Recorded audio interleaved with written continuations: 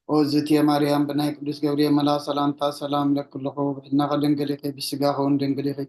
أدياب يرتباط قيتا سراوي سلام لك كلكم نسفقان سبرختي غيب ركرسكم برخي وملتا تسقا جابير مساقي أوفيس تدس والكي حتياتنا سريلنا نفتو الدقي يسوس كريستوس منتانا محرات لمن لنا أمين ناين الصحات صلوات وقيتا زمعت دي أبكن مخاب تكباركم بقال حسابكم بكل واسطنا زحت أنا يوم سارة روحنا ما بقر سبني سلازقنك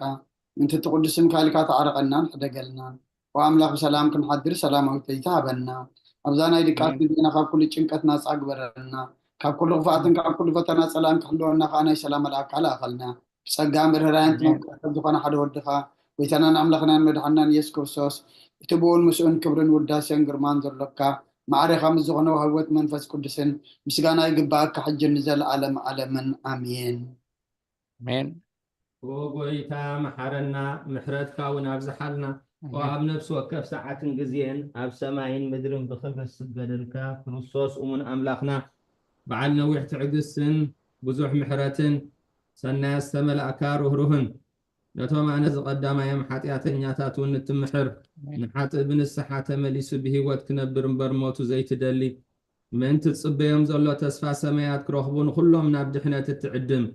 وقويتا أبزا ساعات زيانا بكل ساعات لما أنا تقبل هيوتنا كان علنا تزازات كهن قبر مرحنا منفسنا قدس سجانا حساباتنا ننصه تمنيتنا ونسمر حمامنا فوس حاتياتنا حدقلنا كاب كل خفوع حزن سقيات لبن ردعنا بهلو انهم كن عقوب بقدسان ملاختخا حلونا نا وحدة امنت كان من رحمة انتي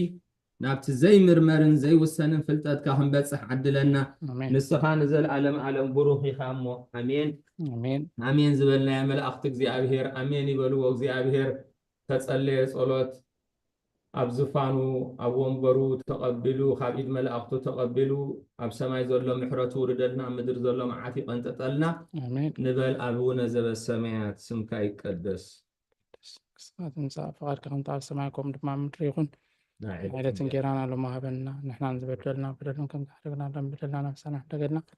كاو كل فاتحنا نمبر فتنا يتأتونا منقسن حايلين كبر النزل علمنا تكايمو آمين وقسي ماران بنا قدس جبريل ملع سلام تا سلام لك وبحلنا خد انقلي غبس كاخون دنقلي ادك زابير سوال قيتا سراي سلام لك نسي خابن نسي برختي غفر خرسكم برخي ومتا تسكاك زابير مساخي اوفس دسبالكي حاتياتنا خحد قلنا نافور ودقي يذكر الصوت تسأليك محرت لمدنا لهم كل ساعة نزل على معلم آمين إبراهيم كبر المسكان أن أملاك يكون إجابير يقبل له آمين سلاز نبرنا ناي صلوت جيزي نأملاخنا مسجانا يخنو لتتسألي صلوت سميعي إجابير كاب سماي محروتي لأخلنا مبارن لومي خن فقاد إجابير ما قد سألتانا يتقول جيزي سلوس أن قبرو تمرتي وينبابنا هيمانوت أبو نلوم دماغن فقاد أملاخ هيمانوت أبو معراف 40 شمونتن كفلي كلتا كاقطر شمونتا جميرنا كنا نببينا حرايم بار أب قطري تشعت موكسة تغسي علاتنا ماما هيوت وانجيل يوحنس معراف 10 كاب 14 كساب 3 وانجيل يوحنس معراف 10 كاب 14 كساب 3 من الباشتم ديت عملنا كيبوكم كل غدا عايزين يا ام سوري أرستا بين نزلنا معرف 40 شمونتن دخلك 40 شو معراف 40 شمونتن كيف اللي خلته او خف اللي خلته انا بكون ما قصدي اوكي سوري جيت ميتن وعدتن okay I got it thank you appreciate it أباندينا تطويلنا نيرنا أنا خاطر أجي يكون حب أنا أبزي أزلك إنما البعتين نوركم مالتي last time أنا نكون خليهم بن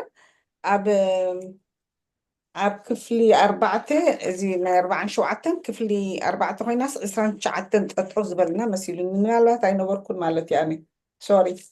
أنا سولوس على 4 ديسمبر معراف 40 شوعتن كفلي حمش تخا قطر 3 جميرنا نيرنا okay I know work sorry thank you ምናልባሽ ተተጋጌ ኣርሙን ኢኹም ኣብዚ ባላ ኣነ ድክስቲ ኣይነበርኩን ሕጂ ትዕለት ምስ ነገር ካብኒ ዘኪረዮ ሶሪ እሺ ሕራይ ወንጌል ዮሃንስ ምዕራፍ 20 ካብ 24 ክሳብ 30 ከተንብብልና ኢኺ ናብ ንባብ ክንቅፅል ንሎሚ ሃይማኖት ኣበው ምዕራፍ 48 ክፍሊ 2 ቁጥሪ 8 ዳግም ኣብቲ ብዛዕባ ቶማስ ዝደረሶ ድርሰት ጎይታይን ኣምላኸይን ንስኻ ኢኻ ቅድሚ ዓለም ዝነበርካ ንስኻ ኢኻ ሎሚ ዘሎኻ ድማ ንስኻ ኢኻ ንስኻ ሰማያዊ ኢኻ ምድራውን ኢኻ በለ ንእግሪ መገደይ ክቡራ ስድራ እግዚኣብሔር ድሓር ከነሰንትን ምእንቲ ክጥዕመና ክንበብ ከሎ ንከታተል እሞ እታ ከነሰንትና ወይ ክንሓታ ንደሊ እታ ቁፅሪ ጥራይ ወላ ሕዝዋ ድሓር ቁፅሪ ክንዲዚ ኣውፀለይ ትብሉኒ ዳንበብኩም ምእንቲ ከስተስተንትኑ ምክንያቱ በቃልና ክንሕዞ ስለ ደሸግረና ኩሉ ፕሊስ ተገደደት ነታ ቁፅሪ ሕዝዋ ንኣብነት ቁጥሪ 9 ዛ ሕጂ ደንበብኳ ከስተንትን ዝደለየ ቁጥሪ 9 ኢሉ ኣብ ልቡ ይሓዛ ወይ ይፅሓፋ ሕራይ ጎይታይን ኣምላኸይን ንስኻ ኢኻ ሐዋርያ ቶማስ ንጎይታና ኢየሱስ ክርስቶስ ከምኡ ድብሎ ኣሎ ጎይታይን ኣምላኸይን ንስኻ ኢኻ ቅድሚ ዓለም ዝነበርካ ንስኻ ኢኻ ሎሚ ዘሎኻ ድማ ንስኻ ኢኻ ንስኻ ሰማያዊ ኢኻ ምድራውን ኢኻ በለ ወንጌል ዮሃንስ ምዕራፍ 10 14 ክሳብ 30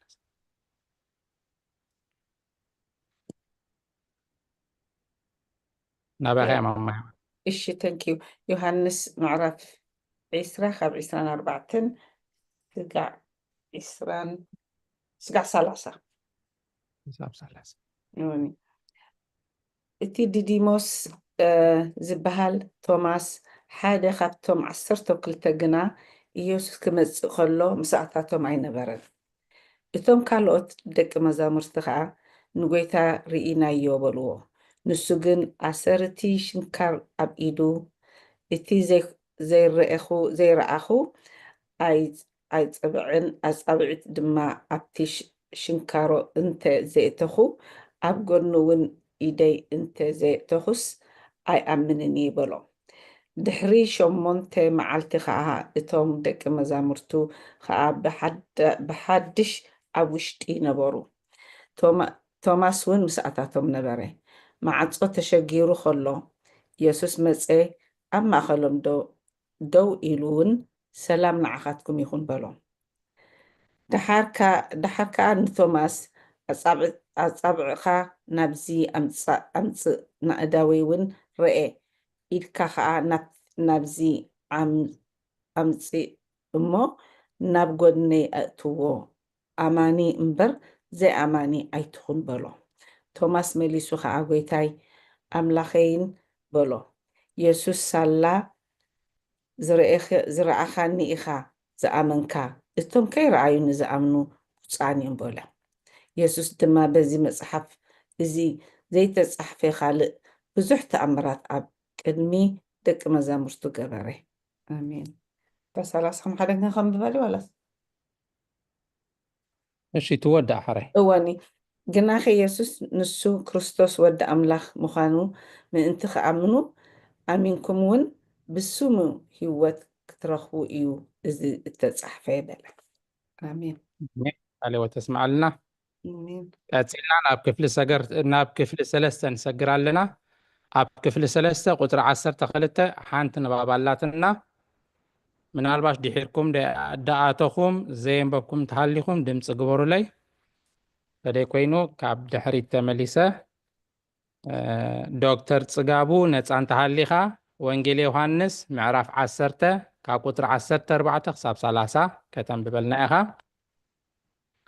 እሺ ክፍሊ 3 ንባብ ቁጥሪ 10 መሊሱ ንእሽቶ ፀኒሑ ከም ዝበለ ንስኻ ኣብ ሰማያት ኣብ ኣቦ ህልው ኢኻ ምእንታና ኣብ ዕፀ መስቀል ዝተሰቐልካ ድማ ንስኻ ኢኻ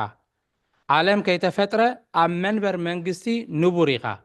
ሕጂ ድማ ኣብ መስቀል ዝተሸንከርካ ንስኻ ኢኻ ብመለኮትካ ዘይተሓምም ንስኻ ኢኻ ብዝተዋሃድካዮ ስጋ ሓማሚ ድማ ንስኻ ኢኻ ምስ ኣብ ማዕረ ብምዃን ዘይትመውት ኢኻ ምሳና ማዕረ ስለ ዝኾንካ እውን መዋቲ ኢኻ ወንጌል ዮሐንስ ምዕራፍ 10:14 ክሳብ 30 ዮሐንስ ምዕራፍ 10 ካብ ፍቅዲ 14 ክሳብ 30 ሕያዋይ ጓሳ ኣነ ነባጊዐይ ይፈልጠን እተን ኣባጊዐ እውን ይፈልጣን እየን ከምቲ ኣቦ ንዓይ ዝፈልጠኒ ኣነ እውን ንኣቦ እፈልጦ ነፍሰይ ከዓ በጃ እተን ኣባጊዕ ኣሕልፋ ካብዚ መጓሰ እዚ ዘይኮና ካልኦት ኣባጊዑን ኣለዋኒ ንኣተን ድማ ከምፅአን እየ ቃለይ እውን ክሰምዓ እየን ሓደ መጓሰ ክኾና እየን ጓስአን እውን ሓደ ኣነ ነፍሰይ በጃ ከሕልፋ መሊሰ እውን ክወስዳ እየ እሞ ስለዚ ኣቦ የፍቅረኒ እዩ ባዕለይ እየ በጃ ዘሕልፋ እምበር ካባይ ዝወስዳስ የልቦን በጃ ከሕልፋ ስልጣን ኣሎኒ መሊሰ ክወስዳውን ስልጣን ኣለኒ ነዛ ትእዛዝ እዚኣ ካብ ኣቦ እየ ተቐበልክዋ ብዛዕባ እዚ ዘረባ እዚ ድማ ኣብ ማእኸል ኣይሁድ ከም ብሓድሽ ምፍልላይ ኮነ ሽዑ ካባታቶም ብዙሓት ጋኔን ሒዝዎ ይዓብድ ኣሎ እንታይ ኢልኩምዎ ኢኹም እትሰምዕዎ በሉ ካልኦት ግና እዚ ዘረባ ዕቡድ ኣይኮነን ጋኔን ዶ ዕንቲ ዕውራት ክኸፍት ይከኣል እዩ በሉ ኣብ ኢየሩሳሌም በዓል ምሕዳስ ቤት መቅደስ ኮነ ክረምቲ ከዓ ነበረ ኢየሱስ ድማ ኣብ ቤት መቅደስ ኣብ ገበላ ሰሎሞን ይመላለስ ነበረ ሽዑ ኣይሁድ ኣኽበብዎ እሞ ክሳዕ መዓዝ ከኢኻ ላሕ ከተብለና ንስኻ ክርስቶስ እንተኾንካ ኣግሂድካ ንገረና በልዎ ኢየሱስ መለሰሎም ነጊረኩም ኣይኣመንኩምን እዚ ብስም ኣቦይ ዝገብሮ ዘለኹ ግብርታት ይምስክረለይ ኣሎ ንስኻትኩም ግና ከምቲ ዝበልኩኹም ካብተን ኣባጊዐይ ስለ ዘይኮንኩም ኣይተኣምኑን ኢኹም እተን ኣባጊዐይ ግና ድምፀይ ይሰምዓ ኣነ ከዓ ኣለልየን ንሳተን እውን ይስዕባኒ ኣነ ከዓ ሂወት ዘለኣለም ህበን ንዘለኣለም ድማ ኣይጠፍኣን እየን ካብ ኢደይ እውን ዝመንዝዐን የልቦን እቲ ንኣታተን ዝሃበኒ ኣቦይ ካብ ኩሉ ይዓቢ እዩ ካብ ኢድ ኣቦይ ሓደ እኳ ክምንዝዐን ዝኽእል የልቦን ኣነን ኣቦን ሓደ ኢና ኣሜን አሜን ቃልዎ ተስማዕልና ዶክተር ቀፂልና ኣብ ክፍሊ 4 ቁጥሪ 15 ዘለዋና ንባባት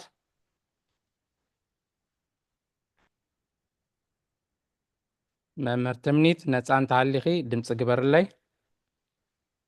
ዘሰይም ሓፍትና ፍሮ ነፃ እንድሕር ኮንክ ድምፂ ግበርለይ ተደይ ኮይኑ ክዘለኪ ኣብ ድጣዕመካ ሓብርኒ ምስኣተኺ ሓራይ መምህር ትምኒት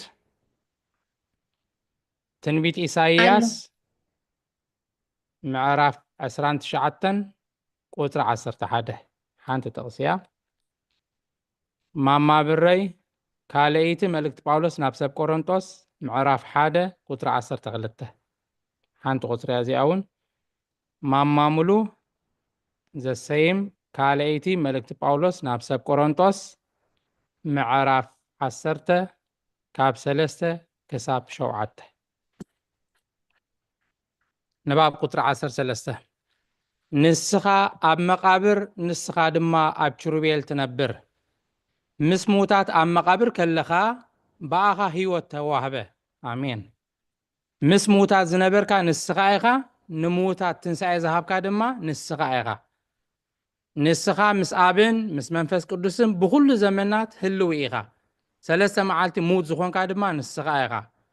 ንስኻ ብመለኮት ሕማም ዘይብልካ ብስጋ መከራ ዝተቀበልካ ብሓቂ እግዚአብሔር ቃል ኢኻ ኣሜን ክፍሊ 4 ዳግም ብዛዕባ ናይ እግዚአብሔር ቃል ሰብ ምዃን ኣብ ዝደረሶ ዳግም ብዛዕባ ናይ እግዚአብሔር ቃል ሰብ ምዃን ኣብ ዝደረሶ ንኩሉ ሰብ ካብ ባርነት መጽሓፍ ናጽነት ኣብኣ ዝተጻሕፋ ማህፀን ከመይ ዝበለት እያ ምእንታና ንሞት ዝቃወም ኣጽዋር ውግእ ኣብኣ ዝተጸውረ ማህፀን ከመይ ዝበለት እያ በለ ትንቢት ኢሳይያስ 29:11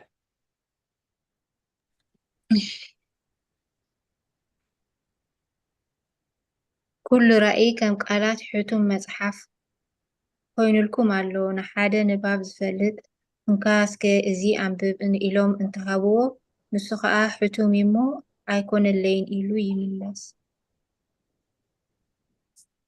عليه تسمع لنا ماما برأي زداقم تبلا لا دكتور يا قنا زداقم ده خاليتي باولوس نفسه كورنثوس حدا 10 هذا 10 كورنثوس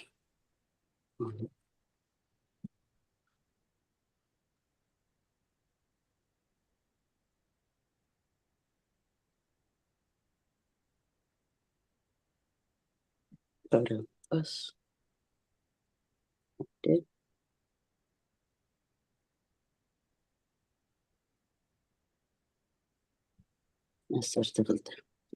ماشي تمكحتنا بطبب بسقان زي كونس بتقى أملاح كم اتبرحنا نحنا أبزا عالم زيا من هذا أباهاتكم بقدسنا أملاحن بنصفنا كم اتمال ألسنا إذا نايحلنا مسكر إيو بزي انت ببوان ويس انت سوعلوان كالا أي تحفلكمن إنا أمو كمت نحنا بتمكحتهم مخانا بحد وقونا أستوعلكم زلهم كم أول نسخاتكم بمعالت قويتا يسوس تمكحتنا خمت تخونو كساء مودأتا دما كم التسوعلو والتصفى يقبر الله آمين قالوا تسمع لنا أمين ماما ملو قرنطس ምዕራፍ 10 ካብ 3 ክሳብ 7 ብስጋ እንመላለስ ክንስናስ እኳ ከም ስጋስ ኣይንዋጋእን ኢና ኣጽዋር ግና ኣብ ቅድሚ ኣምላኽ ንምፍራስ ጽኑዕ ዕርድታት ብርቱዕ እዩ እምበር ስጋዊ ኣይኮነን ብውኡ ከዓ ሓሳባትን ምስ ፍልጠት ኣምላኽ ንዝጸላእ ልዕል ዝበለ ነገር ኩሉ እናፍረስና ኩሉ ኣእምሮን ንምእዛዝ ክርስቶስን ንማርኸሉ ኢና ምእዛዝኩም ምስ ተፈጸመ እውን ነቲ ዘይምእዛዝ ዘበለ ኩሉ ከንቁፆ ተዳሊና ክሳብ ክንደያ ተዳሊና ኣሎና ንስኻትኩም ኣብ ቅድሚ ዘሎ ትጥምቱ ሓደ እኳ ብርእሱ ናይ ክርስቶስ ምዃኑ ዝኣምን እንተኾነ ከምቲ ብርእሱ ናይ ክርስቶስ ከም ዝኸውን ንሕና እውን ከምኡ ከም ዘሎና ከም ብሓድሽ ብርእሱ የስተብህል ስለዓላት ክብሪ ምስጋና ይኹን آمين قال وتسمع لنا أبو 16 زلوانا خلت نبابات ماما ترح أساس ملاش أريد زفترة معرف حادة قطر 11 حاونا يوسف الجباب بيلكا زداقم 32 قطر 2 نباب قطر 16 إتا بزي زرئي ناي هلاوي زرئي كابقى زبقوللنا قرات كمي زبلت إياه زفترة 11 وصح عاد يخلص هذا زفترة عادة قطر 11 أملاح دما እታ ምድሪ ሳዕርን ዘርአን ዝህብ ብቁልን ዘርአን ኣብ ርእሱ ዘለዎ ፍረ ከከም ዓይነቱ ኣብ ምድሪ ዝፈሪኦም ተውፅእ በለ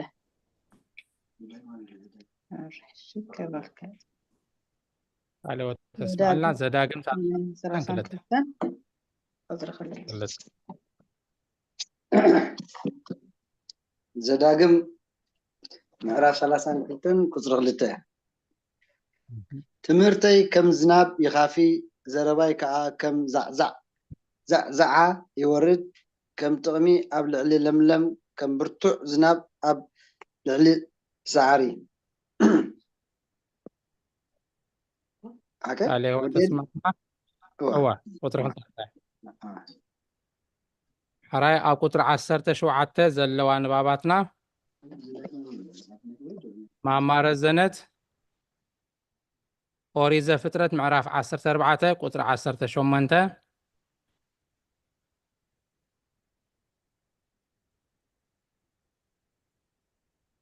عفتنا سنايت مزمور داويت 110 قطر 4 ماما هوت عبراويان معراف 7 كاب 1 كساب 28 نواح زيا ايش نباب قطر 17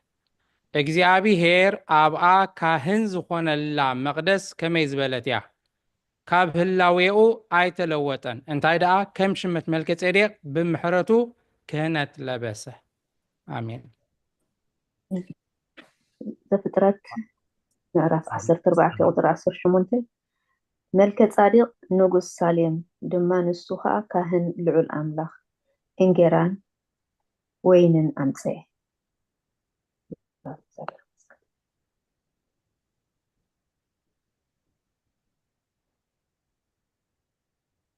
ودي عفتنا سنايت مزمور داويت 110 قطر 4 أرح مزمور داويت قصري 14 እግዚአብሔር ንስኻ ከም ስርዓት መልከ ጻዲቅ ንዘለዓለም ካህን ኢኻ ኢሉ መሓለ ኣይጠዓስን ከዓ ኣሜን ኣሜን ዕብራውያን ምዕራፍ 7 ካብ 1 ስጋዕ 28 እታ ርእስታ ካህን መልከ ጼዴቅ እትብል እዚ መክጸዴቅ ከመይ ፕሮናንስያ እዚ መልከ ጻዲቅ ንጉስ ሳለም ካህን ልዑል ኣምላኽ ንኣብርሃም ነቶም ነገስታት ስዒሩ ክምለስ ከሎ እተቐበሎ እሞ ዘባረኾ ኣብርሃም ድማ ካብ ኩሉ ዕሽር ዝመቐሎ ቀዳማይ ትርጉም ስሙ ንጉስ ጽድቂ ደሓር ከዓ ንጉስ ሳሌም ማለት ንጉስ ሰላም እዩ ብዘይ ኣቦ ብዘይ ኣዴ ብዘይ ቁፅሪ ወለዶ መጀመርያ መዓልትታት ወይስ መወዳእታ ህይወት ዘይብሉ ግናኸ ንወዲ ኣምላኽ ተመሲሉ ንሃዋሩ ካህን ኮይኑ ይነብር ኣሎ ኣብርሃም እቲ ርእሲ ኣቦታት ካብቲ ማል ዘመተ በብሉፅ ዕሽር ዝሃቦ ንሱ ክንደይ ዓብይ ምዃኑ እስኪን ረኣዩ ካብ ደቂ ለዊ ድማ እቶም ካህናት ዝቕበሉ ካብቲ ህዝቢ ማለት ካብ ሕቆ ኣብርሃም እኳ ዝመፁ ኣሕዋቶም ክንሶምሲ ዕሽር ክወስዱ ብሕጊ ትእዛዝ ኣለዎም እዚ ግን ካብ ዘይ ወለዶኦም ክነሱ ካብ ኣብርሃም ዕሽር ወሰደ ነቲ ተስፋ ረኺቡ ዘለውን መረቐ ብዘይ ገለ ውልውል ድማ እቲ ዝንእስ በቲ ዝዓበየ ይምራቕ እዩ ኣብዝስ መወቲ ሰብ ዕሽር ይወስዱ ኣብቲ ግን እቲ ህያው ምዃን እተመስከረሉ እዩ ዕሽር ዝወስድ እዚ ምባለይ ከዓ ከምዚ እዩ ለዊ እቲ ተቐባል ዕሽር እንኳ ብኣብርሃም ገይሩ ዕሽር ሃበ ማለት መልከ ጻድቅ ንኣብርሃም ክራኽቦ ከሎ ለዊ ግና ኣብ ሕቆ ኣቦኡ እዩ ዝነበረ እምበኣርከስ ብቤት ክህነት ለለውያን ፍጻሜ እንተዝኸውንሲ እቲ ህዝቢ ብኡ ሕጊ ተሓጊጉ ነይሩ እዩ እሞ ከም ማዕርግ ኣሮን ዘይበሃል ካልእ ካህን ከም ማዕርግ መልከ ጻድቕ ዝኾኑ ክትንስእ ደኣ ንምንታይ መድለየ ነይሩ? ማለት ካህናት ካብ ዝልወጥ ምልዋጥ ሕጊ እውን ብሕጊ ክኸውን እዩ። እቲ ብዛዕባኡ እዚ እተባህለሉ ካብ ካልእ ዓሌት እዩ። ካብቲ ዓሌት እቲ ሓደ እኳ ኣብ መስዊኢ ዝገልገለ የልቦን። ጎይታናስ ካብ ይሁድ ሙሴ ብናይ ክህነት ሓንቲ እኳ ዘይተዘርበሉ ዓሌት ከም ዝወፀ ፍሉጥ እዩ። ሕጂ ከዓ ዝበለፀ ግሉፅ እዩ። ብተምሳል መልከ ጻድቕ ከዓ ካህን ኣብ ዘትንስሲ ንስኻ ከም ማዕረግ መልከ ጻድቕ ንዘለዓለም ካህን ኢኻ ኢሉ ተመስኪሩሉ እሞ ብዘይሓልፍ ሓይሊ ህይወት እምበር ከም ሕጊ ስጋዊ ትእዛዝ ካህን ኣይኮነን። እቲ ዝሓለፈ ትእዛዝ ድኹም ዘይጠቅም ስለ ዝኾነ እዩ እተሳዕረ። ሕጊ ንሓደ እኳ ኣብ ፍጻሜ ኣየብፅሖን። ግናኸ ናብ ኣምላኽ እንቀርበላ ተሓይሽ ተስፋ እተወት ሶሪ። እዚ ግና በቲ እግዚኣብሔር ንስኻ ከም ማዕርግ መልከ ጻድቕ ንዘለዓለም ካህን ኢኻ ኢሉ መሓለ ኣይተጣዕሰን ከዓ እዩ እተባህለሉ ማሕላ እዩ። እዚኣ ድማ ብዘይ ማሕላ ከም ዘይኮነት እቲኣቶምሲ ብዘይ ማሕላ ካህናት ኮኑ። ከምኡ ድማ ኢየሱስ ምድሓን ዝሕሽ ክዳን ኮነ። እቲኣቶምሲ ከይነብሩ ብሞት ስለ ዝተኽልከሉ ብዙሓት ካህናት ነበሩ። እዚ ግን ንዘለዓለም ዝነብር ስለ ዝኾነ ዘይሓልፍ ካህናት ኣለዎ። ስለዚ ድማ ነቶም ብኡ ኣቢሎም ናብ ኣምላኽ ዝመፁ ኩሉ ግዜ ምእንትኦም ክልምን ዝነብር ስለ ዝኾነ ፈፂሙ ከድሕኖም ኣይኽእልን እዩ። ከምዚ ዝመሰለ ክፍኣትን ርክሰትን ዘይብሉ ካብ ሓጣኣን እተፈለየ ካብ ሰማያት ከዓ ልዕል ዝበለ ቅዱስ ሊቀ ካህናት ኣድለየና። ንሱ ከምቶም ካልኦት ሊቃውንቲ ካህናት ቅድም ምእንቲ ሓጢኣት ርእሱ ድሓር ድማ ምእንቲ ሓጢኣት ህዝቢ ኣብ ዘፅባሕ መስዋእቲ ከቅርብ ዘየድልዮ እዩ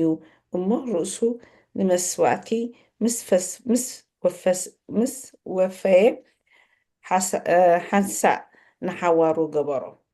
ሕግስ ድኻም ንዘለዓለም ሰባት እዩ። ሊቃውንቲ ካህናት ክኾኑ ዝሸሞም እቲ ድሕሪ ሕጊ ዝመፀ ቃል ኣምላኽ ግን ንዘለዓለም ፍጹም ዝኾነ ወዲ እዩ ዝሸይም። ኣሜን ኣሜን። ቃል ሕይወት ተስማዕልና። ተንቢብያት ሰናሕቲ ቁጥሪ 15 ምናልባሽ ናይ ታይፒን ኢረር ከይትኸውን ከድሕኖም ኣይክእልኒ ድበልክያ ከድሕኖም ይኽእል እያ ትብል ደጊመ ከንብብያ ቁጥሪ 15 ጥራይ። እዚ ድማ ነቶም ብኡ ኣቢሎም ናብ ኣምላኽ ዝመፁ ኩሉ ግዜ ምእንትኦም ክልምን ዝነብር ስለ ዝኾነ ፈፂሙ ከድሕኖም ይኽእል እዩ ትብል ኣላ። ቃል ሕይወት ተስማዕልና። ሶሪ ኣነ ክስታ ጌረ ሓቅኻ ከድሕኖም ይኽእል እዩ هو نقويت عندي كده احنا نايخلي قدنا تاع قدنا تاع يخير تكون ثانك يو الشيء دياقون وده إبراويان شو عطي لحد بدحري انت يا وسيخة أبزانتي يلا أب حدك 7 شمانتن 10 شمانتن الله تحرى أب حدك 7 إيش قنيل انزك ماما بري أب كفلا حمشته ولا حانت نباب يبلنان سلازي بداية تغسي نعا كان ببايا مجمرتا قد مناب كفلا شد الشمس قارنا كفلا حمشته قطر 10 شمانته ازي ناي كيس ابيسكوبوس اب تدرسانو خمز بله ንሱ ሓደ ጎይታ ኢየሱስ ክርስቶስ ብሓቂ ብተዋህዶ ኣምላኽን ሰብን እዩ ናብ ክልተ ህላዌ ፍሉይ ኣይኮነን እንታይ ደኣ ብመልክዕ ሰብ ተራእየ ግብሪ ኣምላኽነት እናገበረ ኣምላኽ ከም ዝኾነ ተፈልጠ ናይ ባህሪ ኣምላኽ እዩ እሞ ሰብ ምዃኑ ካብ ህላዌኡ ኣየርሓቆን ኣሜን ኣምላኽ ካብ ዝወለደት እግዝእትነ ማርያም ብኣካል ምስኡ ሓደ ሰብ ኮነ እቲ ካብ ባህሪና ሰብ ዝኾነ ኣምላኽ ንሱ ካብ መንፈስ ቅዱስ ነባቢት ነፍሲ ዘላቶ እዩ ተኸከል ሓራይ ንክፍሊ 6 ቁጥሪ 22ን 23ን ከነንብብ ኢና ኣብ ቁጥሪ 23 ዘለና መወከሲ ጥቕሲ መጽሓፍ ቅዱስ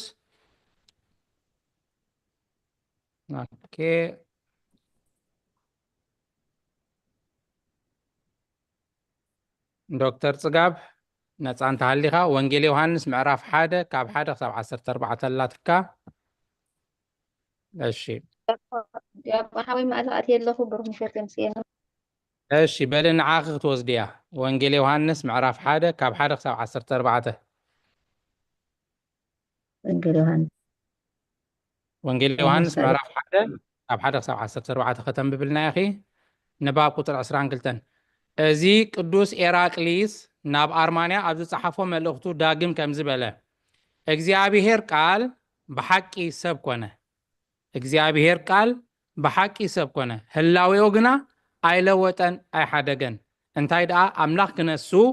ብዘይ ምልዋጥ ሰብ ኮነ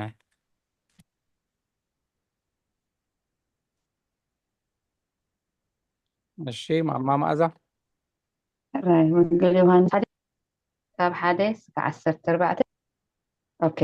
ክብርና ኣምላኽ ቃል ብመጀመርታ ነበረ ቃል ድማ ኣብ ኣምላኽ ነበረ ተጋጌደ ሓቂ ያለ ናጽቡቕ ኣለኺ ምዕራፍ 1 ቁጥሪ 1 ቃል ብመጀመርታ ነበረ እቲ ቃል ድማ ኣብ ኣምላኽ ነበረ እቲ ቃል እውን ኣምላኽ ነበረ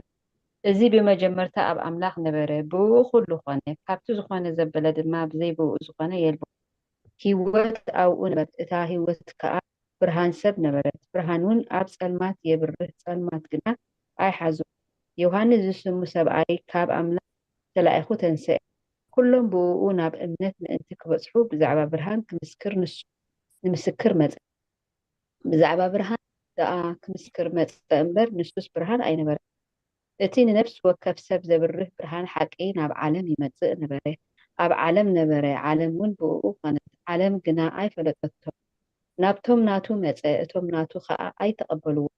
ነቶም እተቐበልዎ ዘበሉ ኩሎም ብስሙ ዝኣምኑ ግና ውሉድ ኣምላኽ ክኾኑ መሰል ሃቦም ንሳቶም ከዓ ካብ ኣምላኽ እምበር ካብ ደም ወይ ካብ ፍቓድ ስጋ ወይ ካብ ፍቓድ ሰብኣይ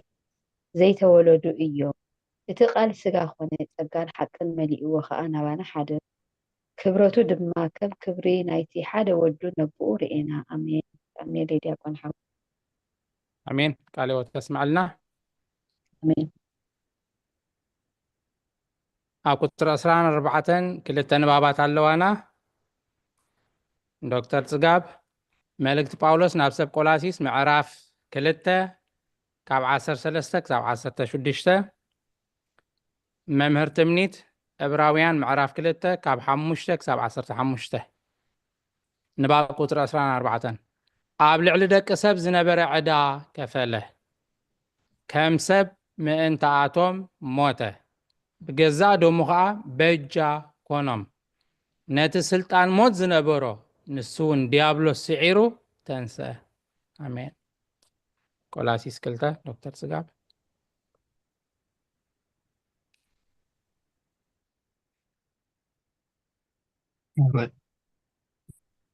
መልእክቲ ጳውሎስ ናብ ሰብ ቆላስይስ ምዕራፍ 2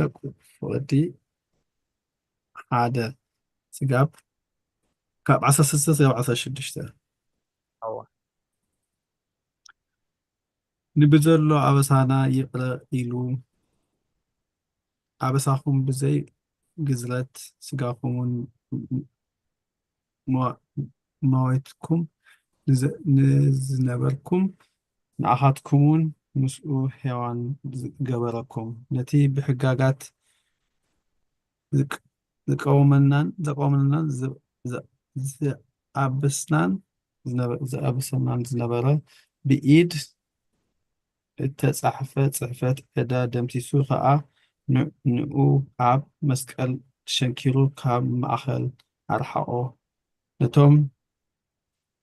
ሕልቀትናትን እናታትን ስልጣናታትን ኣጽዋሮም ገፊፉ ብኡ እናፈከረሎም ከዓ ብግልፂ ኣስተሓፈሮም። ደጊም ብብልዕን መስተን ወይ በዓላት ወይ ብስርቂ ወርሒ ወይ በሰናብቲ ዝመፀ ሓደ እኳ ኣይፈረደልኩም።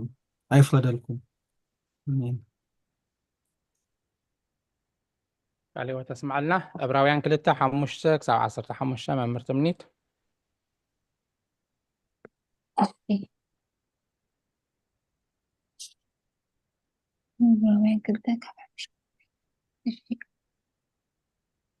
ኢየሱስ ንሕዋቱ ከም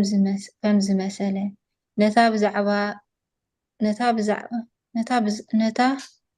ብዛዕባ እንዛረብ ዘለና እትመጽእ ዓለምሲ ኣብ ትሕቲ መላእኽቲ ኣየግዝኦን። ግናኸ ሓደ ስኳ ኣብ ሓደ ስፍራ መስኪሩ ኣሎ ከምዚ ኢሉ ሰብ ንስኻ ክትዝክሮ እንታይ እዩ? ወይስ ወዲ ሰብ ንስኻ ክትኣልዮ እንታይ እዩ? ካብ መላእኽቲ ቁሩብ ኣንኣስካዮ፣ ኣኽሊል ብርሃን ግርማን ከለልካዮ፣ ኣብ ግብሪ ኢዳውካ ከዓ ሸምካዮ፣ ንኹሉ እውን ኣብ ትሕቲ ኣእጋሩ ኣግዛእካዮ፣ ንኹሉ እግዝአሉ ኩሉ ንኡ ዘየግዝኦ ሓንቲ እኳ ኣይሓደገን። ግናኸ ኩሉ ከም ዝግዝኦ ንሕና ገና ሎሚ ኣይንሪኦን ኢና ዘለና። ነቲ ብምኽንያት ስቅያት ሞቱ ካብ መላእኽቲ ገለ ቁሩብ እተታሕተ ኢየሱስ ግና ብጸጋ ኣምላኽ ኣብ ክንዲ ኩሉ ሰብ ሞት ምእንቲ ክጥዕምሲ ኣኽሊል ክብርን ግርማን ተኸሊሉ ንሪኦ ኣለና። እቲ ኩሉ ምእንትኡ ንኩሉ እውን ብኡ ዝኾነ ንብዙሓት ውሉድ ናብ ክብሪ እናእተዎም ነቲ ራእሲ ምድሓኖም ብስቅያት ክፍጽሙ ተገብኡ። ማለት እቲ ዝቅድስን እቶም ዝቅዱሱን ኩሎም ካብ ሓደ እዮም። በዚ ምኽንያት እዚ ከዓ ስምካ ንኣሕዋተይ ክነግሮም ኣብ ማእከል ማሕበር እውን ክዝምረልካ እየ ኢሉ ኣሕዋተየ ንባዕሎም ኣይሓፍሩን ንምባሎም ኣሕዋተየ ንምባሎም ኣይሓፍሩን እዩ። ደጊም ከዓ ኣነ ኣብኡ ክውከል እየ ከም ብሓድሽ እውን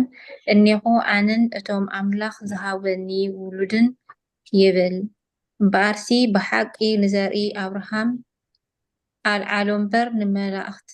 ኣየልዓሎምን እሞ እቶም ውሉድ ብደምን ስጋን ካብ ዝሓብሩስ ብሞት እቲ ሓይሊ ሞት ኣብ ኢዱ ዝሓዘ ምእንቲ ክስዕር ንሱ እውን ዲያብሎስ እዩ። ነቶም ብፍርሃት ሞት ብዘሎ ዘመኖም ብባርነት ተታሒዞም ዝነበሩ ኩላቶም ሓራ ምእንቲ ከውፅኦም ኢሉ ንሱ እውን ብኡ ሓበሮም። ኣሜን። ቃልዎ ተስማዓልና ናይ መወዳእታ ንባባትና ለተለዋና ኣዴና ኤልሳቤጥ ኣይንበብክንን መዝሙር ዳዊት ዶ ክህበክን 139 ሓራይ እሺ መዝሙር ዳዊት መበል 139 ቁጥሪ 6 ሓንቲ ጥቕሲ ጥራይ መዝሙር ዳዊት ሓራይ 139 ካብ ቁጥሪ 6 መዝሙር ዳዊት ኣበይ ኣትርከብ? መዝሙር ዳዊት ኣብ ብሉይ ኪዳን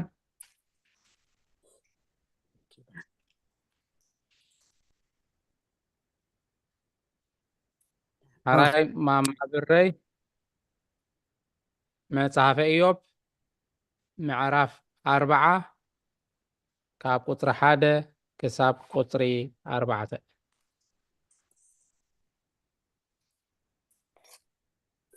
ኩናዶ ኣዴና ኤልሳቤጥ እወ ረኺበያ ኣለኹ ካብ ቁጥራ ጥራይ ዝበል ዘለኹ 139 ቁጥሪ እሺ ንባብ ቁጥሪ 15 እዚ ግብሪ እዚ ካብ ኩሉ ንባባት ዝለዓለ እዩ እሞ ብዛዕባኡ ብተቃውሞ ኣይንመርምር ብእምነት ንቀበሎ። ዓባይ መልእኽቲ ገይሩ ዛዚሞ ኣሎ እዛ ቁጥሪ 6 ክፍሊ 6 ብተቃውሞ ኣይንመርምር ብእምነት ንቀበሎ። እሺ መዝሙር ዳዊት 139 دخلكني هو ايش مزمور 139 ፍልጠት አምላኽን ሓልዮቱን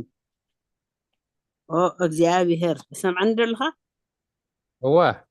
ኦ እግዚአብሔር ንስኻ መርመርካኒ ከምኡውን ፈለጥካኒ ዝገብሮ ዘበለ ኩሉ ትፈልጥ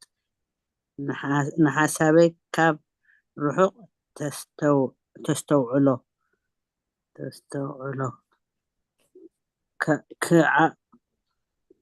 ክዓይ ከለኹን ክዕርፍ ከለኹን ትርኢ ንብዘሎ ተግባራተይ እውን ኣጸቢቕካ ትፈልጦ ኢኻ ኦ እግዚአብሔር ቅድሚ ምዝራበይ ነቲ ክብሎ ዘደለኹ ኣቐዲምካ ትፈልጥ ኢኻ ብኩሉ ወገን ከበብካኒ ብሓይልኻ ትሕልወኒ እዚ ፍልጠት እዚ ኣዝዩ ይገርመኒ ልዑል እዩ ክርድኦ እውን ኣይክእልን እየ አሜን يغني ثانك يو ኢዮብ 40 ካብ 1 እስከ 4 እግዚአብሔር ንኢዮብ መለሰሉ በለውን እቲ ወቃሲ ምስቲ ኩሉ ዝኽእልዶ ክማጎት እዩ እቲ ንኣምላኽ ዝግስጾ ሕጂ ይመለስ ሽዑ ኢዮብ ንእግዚአብሔር መለሰሉ በለውን እንሆ ኣነ ምናምን እየ እንታይ ኢለኸ ክምልሰልካ ንኣፈይ ብኢድካ ሒዘያ እየ 4 ዲያቆን ወደ أرشي على وتسمعنا نقول يبزحلكم هراي كابز قتلنا كدمنا تأستنتنو نخدنا مزمور كله نايخا محبر نتا مزمور عم بي أستنتلنا خا نبت مرتنا كيدينا الشي ما معمولو نباقيو الشي نله يتكحفا بالكلا فتنكيو زابير بارك جانا خلو تنققنت المزمور زمريه حكسني قرفت نقرري جانا خلو تنققني أبحث ياتودي غخي ساقه قدي أرنبو أكاي دايله قدي أرنبو أكاي دايله برهان بري هلي ناب أملاخ قريبه كاب سقاخ قدل تفتاني مسه دخلت تأميته لبيت خافيلو سقوم تيازنه نمقد حلو أنا خلو أتنقغني أبحث ياتودي غخي ساقه مقدي أرنبو أكاي دايله مقدي أرنبو أكاي دايله أب كلو مقدي كحسب نعخا قال كازي لوات امون قوي تايخا كم تسبل كاني أقنعنا كايداي أبخا خزنة أفتو من قويتاي جانا خلوت انقغني أبحث ياتودي أخي ساقه مقدي أرنبو أكاي دايله مقدي أرنبو أكاي دايله قويتاي كابرسي أيكونن مقدي سكمتي كغنى عقم خمسي بلي ناسي تردي ماتي نابخا መገደይ ሓሉ ጎይታይ ሓደራኻ ገና ኸሎ ጠንቅቐኒ ናብ ሓጢኣት ወዲቐ ኸይሳቐ መገደይ ኣርንቦ ኣካይዳይ ኢለ መገደይ ኣርንቦ ኣካይዳይ ኢለ ሰንከልከል ኣብዚሐ ከይመሎ ካባኻ ዓይነይ ክፈተለይ ድኻመይ ገሊፅካ ክሳዕ ሕጂ ኣለኹ ተመስገን ኣምላኸይ መፈፀምታ የፀብቕ ከምቲ ምጅማረይ ገና ኸሎ ጠንቅቐኒ ኣብ ሓጢኣት ወዲቐ ኸይሳቐ መገደይ ኣርንቦ ኣካይዳ ኢለ መገደይ ኣርንቦ ኣካይዳ ኢለ ሰንከልከል ኣብዚሐ ከይመሎ ካባኻ ዓይነይ ክፈተለይ ድኻመይ ገሊፅካ ክሳብ ሕጂ ኣለኹ ተመስገን ኣምላኸይ መፈፀምታ ይፀብቕ ከምቲ ምጅማረይ ገና ኸሎ ጠንቅቐኒ ኣብ ሓጢኣት ወዲቐ ኸይሳቐ መገደይ ኣርንቦ ኣካይዳ ኢለ መገደይ ኣርንቦ ኣካይዳ ኢለ ተመስገን ስለመስገኑ እግዚአብሔር ተመስገነ ይኹን ዝተዋሃበና ዕድል ከዓ ይቐኒ አሜን። ማማማቱ ዝማሬ አምላክ የስምዐልና ስለቲ ናይ ኩሉ ግዜ ተሳትፎኺ ኣምላኽ መንፈስ ቅዱስ የብዛሓልኪ። እታ ኣዝማች እንታይ እያ ትብል ነይራ? ገና ከሎ ኣጠንቅቐኒ ኣብ ሓጢኣት ወዲቐ ኸይሳቐ መንገደይ ኣርንቦ ኣካይዳይ እለ መንገደይ ኣርንቦ ኣካይዳይ እለ ብምባል ነዛ ኣዝማች ዘብርህ ኣስፊሑ ዝገልጽ ድማ 4-5 ማይ ቤት ነይርዋ ኣዝያ ደስ ትብል ዓብ መልእኽቲ ዘለዋ መዝሙር እያ ነይራ እና ካብ መጽሓፍ ቅዱስ ጠቕሲ ብምጥቃስ ከነስተንትና ናባኹም እቲ ዕድል ገና ኸሎ ኣጠንቅቐኒ ኣብ ሓጢኣት ወዲቐ ኸይሳቐ መንገደይ ኣርንቦ ኣካይዳይ እለ ዲያቆ ሓሳብ ኣለኹ ምሽለይ ክፍትን ተማማት እሺ ወንጌል ዮሃንስ ምዕራፍ 9 ቁጥሪ 4 መዓልቲ ኸላ ግብረቲ ዝለኣኸኒ ክገብር ግባኣኒ እዩ ሓደ እኳ ክዓየላ ዘይከኣሎ ለይቲ ትመፅኣለ ትኸይድ ኮይና ትስማዕ ገና ኸሎ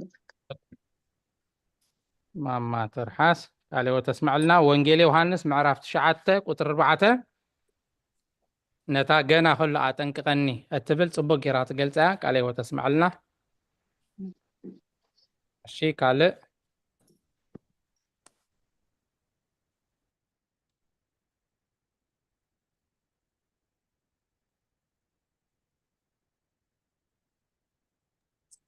ኣነ ረኸትን ዲያቆን ሓሙ መምህር ተምኒት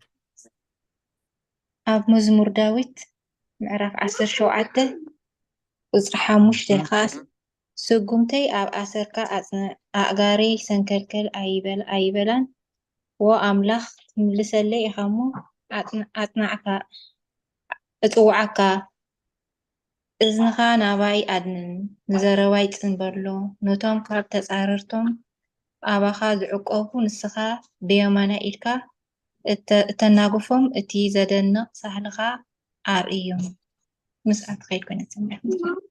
ረክደዋ ስጉምታተይ መዝሙር ዳዊት 17 ቁጥሪ 5 እያ ቃልዎ ተስማዕልና መምህር ተምኒት ማማ ህይወት ናባኺ ኣነ ከዓ ቴንኪዩ ሙሉ ሓፍትና ብጣዕሚ ጽብቕቲ መዝሙር ይስምዕኽና ኣነ ካብ ቀዳማይ ዮሃንስ ምዕራፍ 1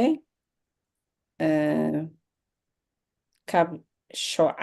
8 ስጋዕ 10 ሓጢኣት የብልናን እንተበልና ንርእስና ንጥብር ኣሎና እታ ሓቂ እውን ኣባና የላን ሓጢኣትና እንተተናዘዝና ንሓጢኣትና ይቕረ ክብለልና ካብ ኩሉ ዓመፅ እውን ከንጽሐና እሙንን ጻድቕን እዩ ሓጢኣት ኣይገበርናን እንተበልና ሓሳዊ ንገብሮ ቃሉ እውን ኣባና የለን እቲ ከምዚ ቁሩብ ቴክስታይ ኮይና ኣላ ኦፍ ኮይና ኣላ ግን ስቲል እቲ ሓጢኣት ኣንፀሃኒ ስለ ዝኾነት እዚ ክንገብር ኣለና ካብቲ ሓቂ ክንርሕቕ የብልና ካብቲ ትእዛዝናቱ ክንሰምዕ ከም ዘለና እቲ ንስሐ ክህልው ኣለዎ ኢለ እየ ገሚተ ብኸምኣ ክስታይ ገይረ ቃልዮት ተስማዕልና ቀዳመይት መልእክቲ ዮሃንስ ምዕራፍ 1 ካብ 8 ክሳብ 10 ቴንኪዩ ማማ ህይወት እሺ ንሓደ ክልተ ዓደል ክህብ እየ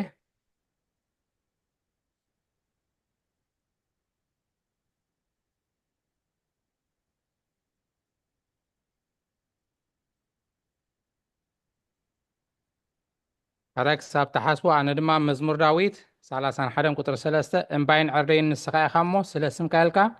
مرحني أسالينون بما قد مرحني أساليني مسلاي مالت حبير كام سايت قوعز مالتي مزمور داويت 31 3 دياكون حنت دخبل شبانا عرفتا جينا خلو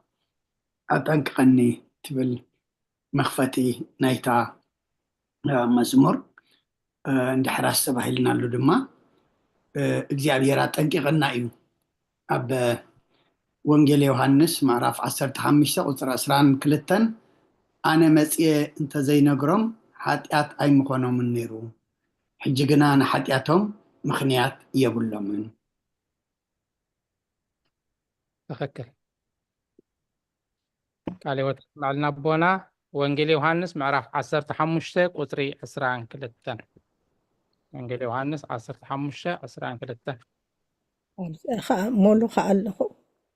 شما ما مولو ويلكا اوكي نبل 30 شعت مزمور قطر حدا بملحاسي كسحت نمقدتاتي كأنقلن رسي أب قدمي كلو نعفي بلوغام كتعيه بالكو كحماخ كيت زارب ما زارب تسمع لنا تخكل يا انت نعفنا لوغام كنقبر الخمس كبا مالتي مزمور داويت 30 شعتن قطر حدا علي وتسمع لنا نخلكم زمركم زستنتنكم زسمعكم نخلاتنا أملاك صوغي يبزحلنا أراي مسجدينا خنكيد كابز قتلنا نايزينا يدوم يزنبرة نباب حيمانة أبو معراف 4 شمونتن كاب كفل قلت تجميرنا كساب كفل شدش ودينا يلنا سلازي كابزنا يدومي أزيو عابي قرم زخانا ملأختي زنبورة نباب تسفا قبر كلهم كتساتفو ناباهم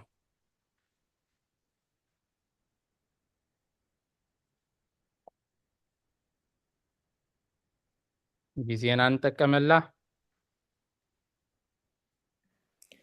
تا قطري 12 تاشم 12 ماشي بملكتك زي تحمم نسخايخة بزتوحد كايو سقا حمام دما نسخايخة مس أب معرب بمخانك زي تموت إخا مسانا معرس لزخونكا غون مواتيخا وخمسة بكوينوس ملكتاوي وسبن أملاخن قويتان أيس كريستوسي أملاخ نسو ناتناسقات لبسوي زغلو سقاي تشكمه يتم ملكتاوي ناتوغن أي موتن أي حممن وزخلو قد أي قد النيرو تسقاي ساق النيرو باتقسي بتسقا كساق خلو تملكتاو كنس نخونا قرينا برن مالتي خمو خينس استنتينيا تفكر اللي هو تسمع لنا مع مامولو إذا قدر 10 كابتن ايلوم معلتي زنبر نباب كابت قند حسب ملغتنا زنبابات يا كلاتنا ون كم كريستيان كم توحدو ازينا كتردأنان كنفلطان كمسرت أمنتنا كنحزا زقبأنا تغسيا مخنياتو قويتانان أملاخنان مدحانينان إيسوس كريستوس ፍጹም አምላኽ ፍጹም ሰብ ኢልና ኢና ንኣምን ሽሕ ግዜ ስጋ ለቢሱ እኳ እንተመፀ ከምቲ ካልኦት ድብልዎ ነቢዩ ከምዚዩ ገለ ደይኮነ ኣምላኽ ምዃኑ ኣት ዘ ሴም ታይም ከዓ ምሳና ስጋና ለቢሱ ከዓ ፍጹም ሰብ ከዓ ኮይኑ ስሌና ኢሉ ማለት እዩ ስለዚ ፍጹም ኣምላኽ እዩ ፍጹም ከዓ ስጋ እዩ ሰብ እዩ ሕጂ ምቅያር የለን ምትሕንፋፅ የለን ምልዋጥ የለን ኣምላኽ እዩ ሰብ ከዓ እዩ ብመለኮቱ ዘይሓምም ክንሱ በቲ ተዋሃዶ ስጋ ግን ሓሚሙ ብመለኮት ዘይመውት ክንሱ በቲ ስጋት ግን ሞይቱ ትገርም ነገር ከዓ ኣብዚኣ ምስ ኣብን ምስ መንፈስ ቅዱስን ማዕረ ከሎ በኣምላኽነቱ ብመለኮቱ ብባህሪኡ ማለት እዩ ካብኣቶም ዘይንእስ ከሎ ካብ ኣብን ካብ መንፈስ ቅዱስን ምስኣቶም ህልው ክንሱ ሰብ ብምዃኑ ድማ ምሳና ከዓ ማዕረ እዩ ብምንታይ ብስጋ ዛትስዋይ ከዓ እንታይ ኢሉ ምሳና ማዕረ ስለ ዝኾንካ እውን መዋቲ ኢኻ ስጋ ተኮይኑ ግድነት ክመውት ስለ ዘለዎ ማለት እዩ ስለዚ ቃልዮ ተስማዕልና ማማሙሉ ቴንኪዩ እሺ ካልኦት ከዓ ከምታ ዝበልኩኹም ሓንቲ ቁፅሪ ኣዳሊኹም ክትልው ተስፋ ገብር ካብዚ ኩሉ ትሰማዕናዮ ሓንቲ ጥቕሲ ሓንቲ ቁፅሪ ሓስኩ እንተልና ግን ኣይፀናሕናን ማለት እዩ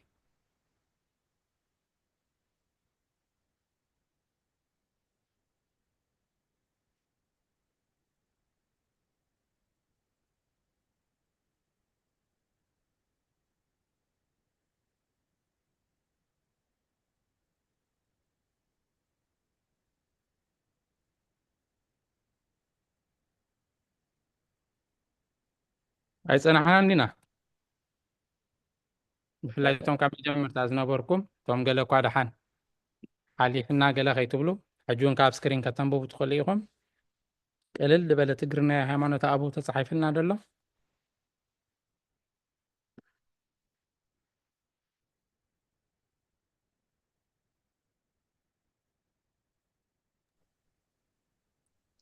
ንእሽተይ ደሞ ክፍትን ክሳቅ ካብ በልና እሺ እዛ ከስተንትና ዝፀናሕኩስ እዛም ኣብታ መጀመርያ ዘላ ቁፅሪ 9 ጎይታይን ኣምላኸይን ንስኻ ኢኻ ቅድሚ ዓለም ዝነበርካ ንስኻ ኢኻ ሎሚ ዘለኻን ድማ ንስኻ ኢኻ ንስኻ ሰማያዊ ኢኻ ምድራዊ ኢኻ በለ እዚ ዝበለ ኣቦና ዲዲሞሲ እቲ ካልኦት ደቂ መዛሙርቱ ምስ ርኢናዮ ምስ በልዎም እማን ስለዝሰኣነ ስለተጠራጠረ እዩ ጎይታናን መድሓኒናን የሱስ ክርስቶስ ድሕሪ 8 መዓልቲ መፅዩ ኣብ ብዕፁ ማዕፆ ኣትዩ ሰላም ምሳኹም ይኹን ምስ በሎም ንሱ ከዓ ፀዊዑ ኢድካ ኣብዚ ሽንካረ የእቱ ኣብ ጎነ የእቱ ኢሉ መቸም ምልክታት ኩሉ ተንቢቤስ ግዜ ከይወስድ ኢለ እምበር ኣብኡ ነህለ ምስ በሎ ምስ ረአየ እዩ ኣሚኑ ክብል ደልየ እየ ንሕና ከዓኒ ተማሂርና ንኣምንሲ እግዚኣብሄር ፈተልና ደቂ ሰብ ዝተጠራጠርቲ ኢና ዝኩሉ ይሕልፉ ግዜ ምስኡ ክንሱሲ ድሓር ነቶም ብፆቱ ምእማን ሲኢንዎም ማለት እዩ ተጠራጢሩ ከይረኣኹስ ኣይኣምንን እየ ኢሉ በቃ ቀቢፅዎ ነይሩ ማለት እዩ መይቲ እዩ የለን ኣይምለስን እዩ ዝበሃል ኣተሓሳስባ ነይሩዎ ማለት እዩ እና ካብዚ ከምዚ የድሕነና ክብል ደልየ እየ ንሕናሲ ኣብ እምነትና ክንፀንዕ ከይንጠራጠር ከይንዋላወል ዝለይትን መዓልትን ትምህሩና ዘለኹም ትምህርትስ እግዚኣብሄር ኣእሙረና ይክፈቶ ክንስተውዕል ክንመሃር ክንኣምን ከም ደለና ካስተንትን ፀኒሐ ኣብቲ መጨረሽኡ እንታይ ኢልዎ ስለ ዝርኢኻኒ ኣሚንካ እቶም ከይረኣዩኒ ዝኣምኑ ግን ብፅኣት እዮም ኢልዎ ከይረኣና ተማሂርና ክንኣምን እግዚኣብሄር ይሓግዘና ክብል ደልየ ንዓ ካስተንትን ስለ ዝፀናሕኩ እየ ኣሜን ቃል ወት ተስማዕልና እቶም ከይረኣዩ ዝኣምኑ ብፅኣት እዮም ኢሉ ጎይታ እሺ ካልኦት ጊዜና እንጠቀመሉ ፕሊስ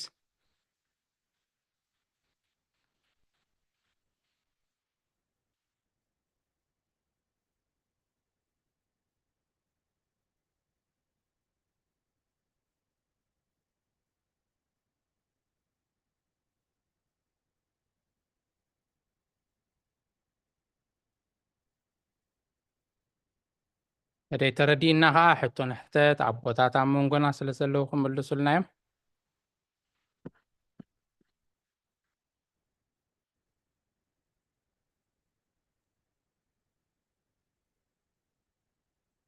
يكون حاوي نشي دخل في التناني بزحو كوي تغربكن حق زربة ماما ثانك يو كانت محجي أنا خا أبتا قصر عصر تخلتا أتين حجي اختبلات سامحة مثلني تزي تقاقي ملو بملكة زي الساعي لعتا مثلني كن أنا تاناتي حتى زلا أبتا حتى زي كونس كستنتنا مززلنا يخونت أبتانا يوهانس تنبت كاب عصرت يوهانس تين كاب عصرت 4 سالاسة تنبت سي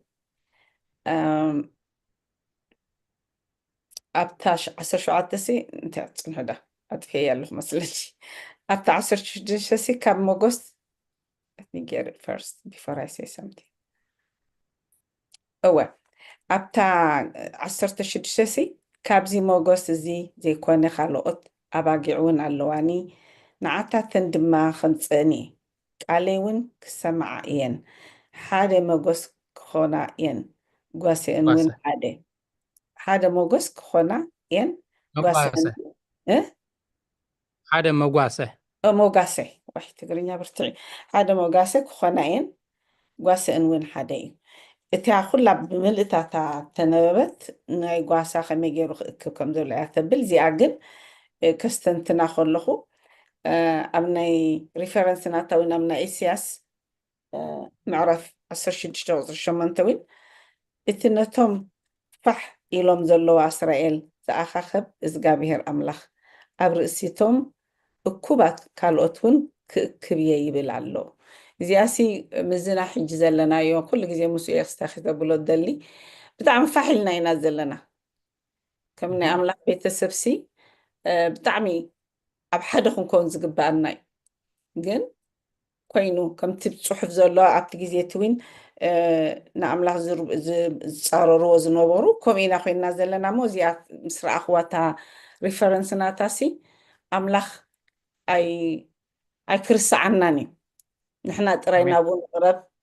نعون إماننبر أب حدا بوتان مسألو جزيس كمتشي ويلس نزي أمسن بوكس مزازل لنا ياستنتين يا أخوي لي علي وتسمع ثانك يو مع هيوت سلتنا كل جزء تساعدفو أخيق علي وتسمع لنا آمين حراي سبراك زابي هير بليس جزينا نتقملو ولا بحفشة كابلو مسي إذا خلت ساعات أبزيادة حلفنا انتاي حيزي لنا نفسنا نحتتمو انتاي تماهيرة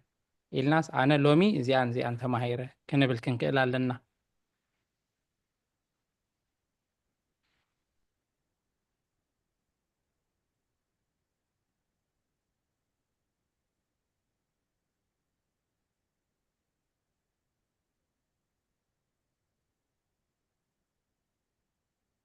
كابز غنبب زصنح ولا حنتي حزنان ولا حنتي تردأنان حدش نجر يسمعنان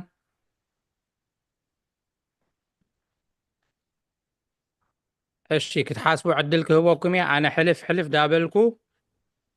ደስተንተን ክወን ብፍሉይ ማለት ወላ ኩሉ ተዲይ ሓዝናየ እዚአን ግድነት ኣስተብሂልኩምለን ሒዝኩመን ክትከዱለኩም ሒዝናየን ክንከይድ ኣለና ዝብለን ነጥብታት ሕልፍ ዳበልኩ ነቲ ንባብ ክደግሙ እየ ፕሊስ ሕጂ ተኸታተሉን ነቶም ድሒርኩም ዳኣተኹመን ከላይ ኣብ ክፍሊ 2 ቁጥሪ 9 ጎይታይን ኣምላኸይን ንስኻ ኢኻ ቅድሚ ዓለም ዝነበርካ ንስኻ ኢኻ ሎሚ ዘለኻ ድማ ንስኻ ኢኻ ንስኻ ሰማያዊ ኢኻ ምድራውን ኢኻ በለ ሕጂ ንጎይታና ኢየሱስ ክርስቶስ ይኾም ድብሎ ደሎ ሓደ ጎይታይን ኣምላኸይን ኢልዎ ቶማስ ስለዚ ዘረባ ድበሃል የብሉን ብኣካል ኣብቲ ግዜቲ ዝነበረ ሓደ ካብቶም ሃዋርያት እዩ ባዕሉ ኣፉፂ ኣምላኸይ ይብሎ ኣሎ ስለዚ ጎይታ ኢየሱስ ክርስቶስ ምንም እኳ ኣብ መብልዕ ማል ተወሊዱ ከም ህፃን በብንእሽተይ ዓብዩ ኣብ መስቀል ተሰቂሉ እኳ እንተሞተ ኣምላኽ እዩ ኣምላኽ ከዓ ካልኣይ ሳልሳይ ድበሃል የብልናን እቲ ሰማይን ምድርን ዝፈጠረ እግዚኣብሔር ኣምላኽ ንሱ እዩ ኢየሱስ ክርስቶስ ስጋ ሰብ ለቢሱ ካብ ድንግል ማርያም ስጋ ወሲዱ ብስጋ ተወሊዱ ድመፀ ኣምላኽ ጎይታ ሰማይን ምድርን ንሱ እዩ ቅድሚ ዓለም ዝነበርካ ንስኻ ኢኻ ሎሚ ዘለኻ ድማ ንስኻ ኢኻ ቅድሚ ዓለም ዝነበረ ፈጣሪ ጥራይ እዩ ካልእ ዝኾነ ይኹን ኩሉ ይክእልኒ ቅድሚ ዓለም ዝነበረ መጀመርታ ዘይብሉ መወዳእታ እውን ዘይብሉ ፈጣሪ ጥራይ እዩ ካልእ ዝጠቐስና እንተጠቐስና ፈጣሪ ዝፈጠሮ እዩ ስለዚ ቅድሚ ዓለም ዝነበረ ፈጣሪ ጥራይ እዩ ስለዚ ንክርስቶስ እንታይ ይብሎ ንስኻ ቅድሚ ዓለም ዝነበርካ ኢኻ ሎሚ ዘለኻ ድማ ንስኻ ኢኻ ንስኻ ሰማያዊ ኢኻ ምድራውን ኢኻ ሰማያውን ምድራውን ዝበሃል ነገር የለን ብጀካ ፈጣሪ በአምላክነቱ በባህሪው ሰማያዊ ስጋ ለቢሱ ኣብዚ ምድሪ ብምምልላሱ ከዓ ምድራዊ እዩ ስለዚ ንስኻ ሰማያዊ ኢኻ ንስኻ ከዓ ምድራዊ ኢኻ ብምባል ናይ ክርስቶስ አምላክነት ፍጹም አምላክ ፍጹም ሰብ ምዃኑ ይገልጽ ኣሎ እዚኣ ድማ ካብቲ ንሕና ከም ተዋህዶ ክንፈልጣን ከነጽንዓን ዘለና መሰረት ናይ እምነትና እያ ቁጥሪ 9 ኣብ ቁጥሪ 13 ከዓ እታ ቁጥሪ 12 ተጠቂሳ እያ እዚኣ ድማ ነስተውዕለላ ንስኻ ኣብ መቃብር ንስኻ ድማ ኣብ ኪሩቤል ትነብር ኢማጅን ኣብ መቃብር ኣብ መስቀል ተሰቂሉ ዮሴፍን ኒቆዲሞስን ካብ መስቀል አውሪዶም ምስ ቀበርዎ ንሰለስተ መዓልተ ኣብ መቃብር ነይሩ ይስግኡ ከም ኩሉ ሰብ ተገኒዙ ኣብ መቃብር ኣትዩ ኣብ መቃብር ከሎ ስግኡ ግን ኣበይ ከዓ ነይሩ ኣብ ኪሩቤል ነይሩ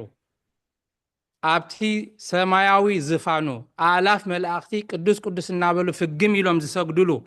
24 ካህናት ሰማይ ዝዓጥንሉ ሱራፌልን ኪሩቤልን ዘመስግንዎን መንበሩ 4 እንስሳ ዝፀሩሉን ኣብቲ ብእሳት ዝተኸበበ ዘይቅረብ ዝፋን መንበሩ ኣብኡ ከዓ ይምለኽ ነይሩ ኣብ መቃብር ብስጋ ከሎ ስለዚ ስለምንታዩ ፍጹም ኣምላክ ስለ ዝኾነ ይምለኽ ነይሩ ንዓለም ገዝእ ንዓለም ይፈርድ ነይሩ ንዓለም ህይወት ህብ ነይሩ at the same time ከዓ ብስጋ ከዓ ኣብ መቃብር ከዓ ተቀቢሩ ነይሩ ምስ ምውታት ኣብ መቃብር ከለኻ በኣኻ ህይወት ተዋህበ ኢማጂን ንሱ ሞይቱ ተቐጥቂጡ ብغፉእ ኣማውታ ሞይቱ ነፍሱ ካብ ስጉኡ ተፈልያ ተገኒዙ ኣብ መቃብር ከሎ ህይወት ግን ህብ ነይሩ ሓደሽቲ ውሉድ ይውለዱ ነይሮም ሓድሽ ህይወት ሓድሽ እስትንፋስ ሓድሽ ፍጥረት ከዓ ይፈጥር ነይሩ ኣብ መቃብር ከሎ ስለምንታይ ፍጹም ኣምላኽ እዩ ፍጹም ሰብ ከዓ እዩ ምስ ምውታት ዝነበርካ ንስኻ ኢኻ ንምውታት ትንሳኤ ዝሃብካ ድማ ንስኻ ኢኻ ድኾነ ሰብ ከምኡ ክገብር ኣይክእልኒ ድኾነ ይኹን ፍጡር ክገብር ኣይክእልኒ ምስ ምውታት ነርካ ንምውታት ትንሳኤ ዝሃብካ ድማ ንስኻ ኢኻ ንስኻ ምስ ኣብን ምስ መንፈስ ቅዱስን ብኩሉ ዘመናት ህልው ኢኻ ሰለስተ መዓልቲ ምውት ዝኾንካ ድማ ንስኻ ኢኻ ኢማጂን ምስ ኣብን ምስ መንፈስ ቅዱስን ብኩሉ ዘመናት ማለት ካብዚ ክሳብ ኣብዚ ዝበሃሎ ነገር የለን ዓለም ክንዲዚ ዓመት ጌራ ክበሃል ይኽእል ሰብ ክንዲዚ ዓመት ገይሩ ክበሃል ይኽእል ናይ ፈጣሪ ግን ካብዚ ጀሚሩ ድበሃሎ እውን ኣይኮነን ስለዚ ምስ ኣብን ምስ መንፈስ ቅዱስን ብኩሉ ዘመናት ህልው ኢኻ ተፈሊ ይፈልጥኒ ነይሩ ኣብ ምድሪ ምስ መፀ ብስጋ ግን ካብኣቶም ተፈሊ ማለት ኣይኮነን ብስጋ ምድሪ ከሎ ብህላውነቱ ብመለኮቱ ብኣምላኽነቱ ከዓ ምስ ኣብን ምስ መንፈስ ቅዱስን ኩሉ ግዜ ኩሉ ዘመናት ህልው እዩ ምስኣቶም ህልው ከለኻ ሰለስተ መዓልቲ ግን ኣብ መቃብር ዝነበርካ ከዓ ንስኻ ኢኻ ብለሎ ነየኒ ነቲ እግዚኣብሔር ቃል እግዚኣብሔር ወልድ ስጋ ሰብ ዝለበሰ ንስኻ ብመለኮት ሕማም ዘይብልካ ብስጋ መከራ ዝተቀበልካ ብሓቂ እግዚኣብሔር ቃል ኢኻ ኣብዚኣ ሓንቲ ከነሰውዕለላ ዝደሊ ብርግፅ ብመለኮት ሕማም የብሉን ሞት የብሉን ምሽ ብስጋ መከራ ዝተቀበልካ ብሓቂ እግዚኣብሔር ቃል ኢኻ መኒ መከራ ተቀቢሉ ብስጋ እግዚኣብሔር ቃል እዩ እግዚኣብሔር ወልድ እዩ ኣብ ኣይተሰቕለን ኣብ ኣይተወልደን ኣብ ኣይተሳቀየን መንፈስ ቅዱስ ኣይተሳቀየን መንፈስ ቅዱስ ኣይተወልደን መንፈስ ቅዱስ ኣይሞተን እቲ ዝሞተ እንታይ ደኣ ሓደ ካብ ቅድስቲ ስላሴ ኣሃዱ ዘም ቅድስት ስላሴ ርእዮ ትትናነ ኣጽነነ ሰማያት ሰማያት መጻ ወሃደረ ውስተ ከርሰ ድንግል ሓደ ካብ ቅድስት ስላሴ ንሱ ድማ ኣብ ወልድ እቲ ቃል እግዚኣብሔር ንሱ እቲ ቃል ከምቲ ኣብ ወንጌል ዮሃንስ ምዕራፍ 1 ቁጥሪ 1 ማማ መዓዛ ደንበበታ ቃል በቅድሙ ነበረ እቲ ቃል ኣብ ኣምላኽ ነበረ እቲ ቃል ባዕሉ ኣምላኽ ነበረ ትሕት ኢሉ ሽዑፍቲ ቁጥሪ 14 ከዓ ቃል ስጋ ኮነ እቲ ሰማይን ምድርን ዝፈጠረ ካብ ቅድም ኣምላኽ ነበረ ዝተባህለሉ ቃል ንሱ እንታይ ኮይኑ ስጋ ኮነ ስጋ ለበሰ ምስ ስጋ ተዋሂዱ ብስጋ ሰብ ተገልጸ ተወልደ ስለዚህ ናይ መን ስጋ ኢና ንበልዕ ክንበሃል ከለና እንታይ ኢና ንብል? ናይ እግዚኣብሔር ወልድ ናይ እግዚኣብሔር አብ ኣይኮነን፣ ናይ እግዚኣብሔር መንፈስ ቅዱስ ኣይኮነን። ስጋ ይለበሱን ቃል ወይ ድማ ወልድ ጥራይ ስጋ ለቢሱ ናውቲ ስጋ ኢና ካ ንበልዕ። እቲ መከራ ብስጋ ዝረኸበኻ እግዚኣብሔር ቃል እዩ። ብሓቂ ኣብን መንፈስ ቅዱስን ግን ኩሉ ግዜ ምስኡ ህልዋት እዮም። ከምቲ ንሱ መንበሩ ዝፋኑ ኣምላኽነቱ ዘይሓደገ ዘይተለወጠ ንሳቶም ከዓ ብስጋ ክመውት ክሳቐ ከሎ ወላ እኳ ደኣ መለኮት ስለ ዝኾኑ ረቀቕቲ ስለ ዝኾኑ ስጋ ስለ ዘይለበሱ ወላ ኣይሳቐዩ ኣይቀጥቀጡ ኣይሙቱ እምበር ምስኡ ኩሉ ግዜ ሕቡራትን ህልዋትን እዮም። ግን ስጋ ክቕጥቀጥ ከሎ መለኮት ኣይሕሞኒ ኣይትንከፍን እዩ። ኣብ ቁፅሪ 16 ከዓ ንእሽተይ ኣላ እታ ብዘይ ዘርኢ ናይ ህላዌ ዘርኢ ካብኣ ዝበቆለልና ግራት ከመይ ዝበለት እያ። ብዘይ ዘርኢ ኢሉ ግን ናይ ህላዌ ዘርኢ ካብኣ ዝበቆለልና ግራት እንድሕሪ ክትበቁል ኮይና ዘርኢ ክዝራእ ኣለዎ። ነዚኣ ግን እንታይ ይብላ ኣሎ? ብዘይ ዘርኢ ግን ናይ ህላዌ ዘርኢ ካብኣ ዝበቆለልና ግራት ከመይ ዝበለት እያ። ድንግል ማርያም እያ። ብደይ ዘርኢ ግን ናይ ህላዌ ዘርኢ ካብኣ ዝበቆለልና ናይ ህላዌና ናይ ህላውነትና ናይ ምንባርና ምንጭን መጀመርታን ዋሕስን ዝኾነ ክርስቶስ ብዘይ ዘርኢ ሰብኣይ ዝሃበትና ግራት ቅድስት ድንግል ማርያም ኣውዳሴ ማርያም ናይ ሰሉስ ኣንቲ ውእቱ ገራይት ዘይተዘርአ ውስቴታ ዘር ንስኺ ዘርኢ ኣብኣ ዘይተዘርአ ግራት ኢኺ ካባኸ ከዓ ንክርስቶስ ንወልድ ብዘይ ዘርኢ ሰብኣይ ዘረኸብናላ ግራት ንስኺ ክዳበለ ቅዱስ ኤፍሬም ኣብ ድርሰቱ ይነግር ማለት እዩ። ኣብ መወዳእታ ኣብ ክፍሊ 6 ቁፅሪ 23 እግዚአብሔር ቃል ብሓቂ ሰብ ኮነ። እግዚአብሔር ቃል ኣብዚኣ ነስተውዕለላ እግዚአብሔር ቃል ብሓቂ ሰብ ኮነ ህላዊኦ ግና ኣይተለወጠን ኣይሓደገን። እንታይ ደኣ ኣምላኽ ክንሱ ብዘይ ምልዋጥ ሰብ ኮነ። እዚ ኣብ ካልእ ኣጋጣሚ ኣብዚ ሃይማኖት ኣበው ብሰፊሕ ንረኽቦ ንኸውን ኢና። ውላጤ ቱሳሄ ቡኣዴ ድበሃል ኣሎ።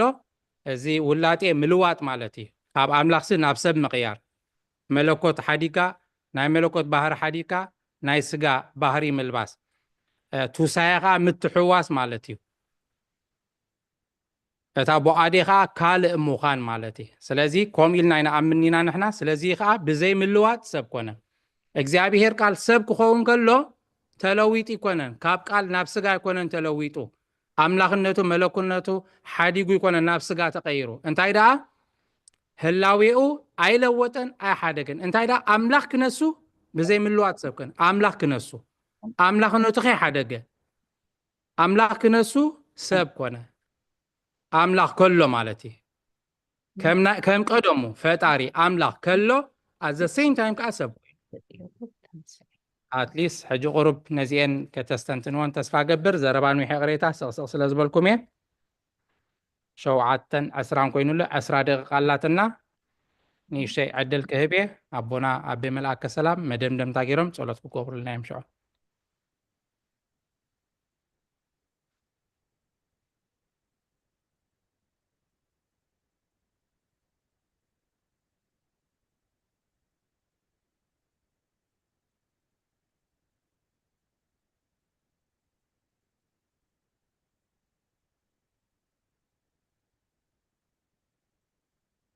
ዲያቆኖም ሓንቲ ኮሽን ኣላትኒ ኣሽማማይ ወይ ኣብታ መዳእታ ዘንበብካያሲ ቁፅሪ 24 25 ሕቶይ ካብ 25 እያ ዘላ ኣብታ 25 ሲ እዚ ግብሪ እዚ ካብ ኩሉ ንባባት ዝለዓለ እዩ እሞ ብዛዕባኡ ብተቃውሞ ኣይንመርምር ብእምነት ንቀበሎ ተረዲን ብተቃውሞ ብሲ ኣይንመርምር ግን ክንምርምር ግን ኣለና ብእምነት እዚኣ ሕጂስ ቁርተይ ተተብርሁለይ እቲ ክንምርምር ዘለና ብናይ ተቃውሞ ክንምርምር የብልናን ግን ብዝኾነ ነገር ግን ክትምርምር ኣለካ ክርዳእካ ምንት ብከምኡ ድያ ከመይ እዚኣ ቁር ቴክስት ኣይኮይነ ትክክል ሕጂ ከምዛ ድብላ ደሎ እታ ብተቃውሞ ኣስፊርላ ስለ ዘሎ እታ መልሲ ንበዓላ ኣባይና ንረኽባ ምክንያቱ ኣይትመርምሩ ስቕ ኢልኩም ተቐበሉ ይኮነን ድብል ዘሎ ብዛዕባኡ ብተቃውሞ ኣይንመርምር ንምቅዋም ኢልካ ኣበር ንምርካብ ኢልካ ንዑ ንምፍራስ ነቲ ሓሳብ ንምቅዋም ኢልካ ክትመራመር የብልካን እንታይ ደኣ ሰብ ክመራምር ተኮይኑ ንምንታይ ክምርምር ዘለዎ ቃል ኣምላኽ ንኽፈልጥ ንኣምላኽ ንኽፈልጥ በቲ ቁኑዕ መገዲ ንኽመላለስ ክምርምር ግድነት እዩ ምክንያቱ መዝሙር ዳዊት እንታይ ዳ ትብል ኣፍታ ምዕራፍ 1 ነቲ ቃሉ ለይትን መዓልትን ዝምርምሮ ብፁይ ወዘህጎ ያነብብ መዓልተ ወሌሊተ ወይከውን ከመ ዕፅ እንተ ትክል ሃበ ሙሃ ሰማይ እንተ ትሁብ ፍሬ ሃበ በጊዜሃ ወቆፅላኒ እይትነገብ እቲ ነቲ ቃሉ ለይትን መዓልትን ዝምርምሮ ንሱ ከምታ ኣብ ጥቃ ወሓይ ዝሩባ ዝተተኽለት ኦም ይኸውን ከምቲ ቆፅላ ዘይረግፍ ፍሬኣ ከዓ በቢግዚኡ ትህብ ከምኡ ይኸውን ኣብ ወሓዚ ማይ እንድሕር ተተኺላ ገረብሲ ማይ ትረክብ እያ ኩሉ ግዜ ቆፅላ ይረግፍኒ ፍሬ ከዓ ኩሉ ግዜ ትህብ እቲ ንቃል ኣምላኽ ለይትን መዓልትን ዝምርምሮ ከዓ ኢሉ ከምኣ ይኸውን ስለዚ ክንምርምር ይግባእ እዩ ኢቨን ኣብ ካልኣይ ቆሮንጦስ ምዕራፍ 13 ቁፅሪ 5 እንታይ ኢሉ ብእምነት እንተሃሊኹም ርእስኹም ፈትኑ ርእስኹም መርምሩ ነፍስና ክንምርምር ኣለና መገድና ክንምርምር ኣለና ብዛዕባ መፅሓፍቲ እውን ብዛዕባ መፅሓፍትን ብዛዕባ መምህራንን እውን ክንምርምር እምበር ንኩሉ ስቂልና ክንቅበል ከም ዘይብልና ኣብ ቀዳማይ ዮሃንስ ምዕራፍ 4 ቁፅሪ 1 ኣቱም ፍቁራተይ ብዙሓት ነቢያት ሓሶት ናብ ዓለም ወፂኦም ኣለዉ እሞ እቶም መናፍስቲ ካብ ኣምላኽ እንተኮይኖም መርምሩ እምበር ንመንፈስ ዘበለ ኩሉ ኣይትእመንዎ ስለዚ ቃል ኣምላኽ ክንምርምር ኣለና ነቶም መምሃራን ድዮም ነቢያት ኢና ባህልቲ ድዮም ከዓ ካበየናይ መንፈስ እዮም ክንምርምር ኣለና እንታይ ኣግንዛ ፅሕፍቲ ብተቃውሞ ኣይንመርምር ስለዚ መንግስቲ ኣምላኽ ንምርካብ ንኣምላኽ ንምፍላጥ መገዲ ኣምላኽ ንኽግለፀልካ ደኣ እምበር ንምቅዋም ንምፍራስ ንምፅራር ክትምርምር ከም ዘይብልካ እንታይ ደኣ ብእምነት ክትቅበሎ ስለምንታይ ከዓ ብእምነት ኢሉ ደምዲምዋ ህላወ እግዚኣብሔር መሰረት እግዚኣብሔር ጥበብ እግዚኣብሔር ሓይሊ እግዚኣብሔር ህልውና እግዚኣብሔር መርሚርካ ብኣእምሮ ሰብ ዝብፃሕ ኣይኮነን ተፈጥሮና እውን ኣይፈቅደልናን ንኣብነት ኣነ ብዛ ውሽጢ ቤተ ክርስቲያን ኣለኹ ኣብዚ ቀፅሪ ቤተ ክርስቲያን እንታይ ይግበር ኣሎ ይፈልጥ ደ ኣይፈልጥኒ ዓይነይ ክሪኦ ዝኽእል ክሳብ ኣብዚ ፊት ይደሎ መንደቕ ጥራይ ተፈጥሮ ኣይፈቅደለይኒ ካብዛ ደለኽዋ 200 ሜትሮ ወላ 100 ሜትሮ ሰብ ሕሹክሹክ እንድሕር ይብል ሃልዩ ክሰምዖ ኣይክእልኒ ምክንያቱ ተፈጥሮ ኣይፈቅደለይኒ ስለዚ ነዚ ናይ ምድሪ ነገር እኳ ንክንርኢ ንክንሰምዕ ንክንርዳእ ተፈጥሮና ዘይፈቅድ ክንሱ ብዛዕባ ህልውናን ጥበብን ስርዓትን ኣምላኽ መርሚርና ንክንበፅሕ ተፈጥሮና እውን ስለ ዘይፈቅደልና ብእምነት ክንቅበሎ ይግባእ ማለት እዩ ወግን at the same time ካኒ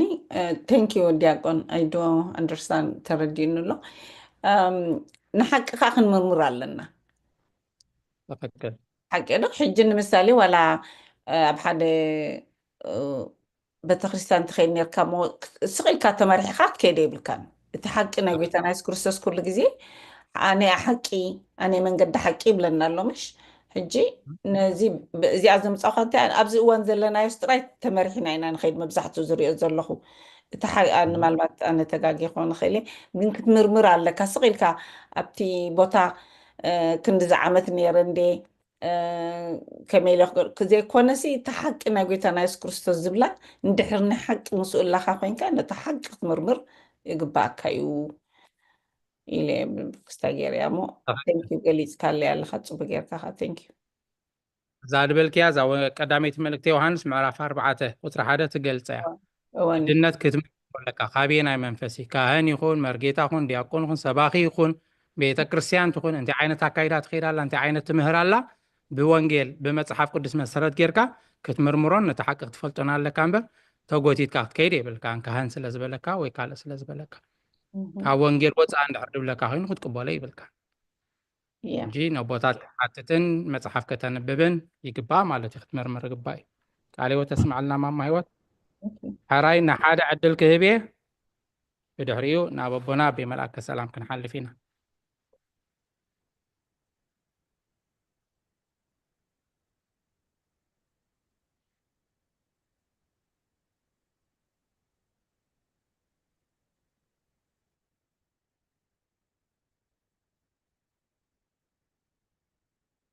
ዝኾነ ሓሳብ የብልናን ምንም ኣይተማሃርናን ሎሚ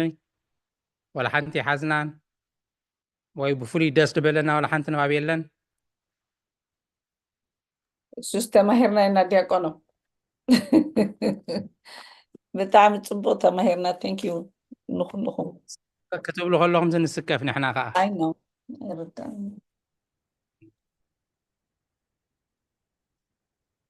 እሺ እምበኣር ናብ ኣቦና ናብ ኣቤ መልኣከ ሰላም ክሕልፈኩም እየ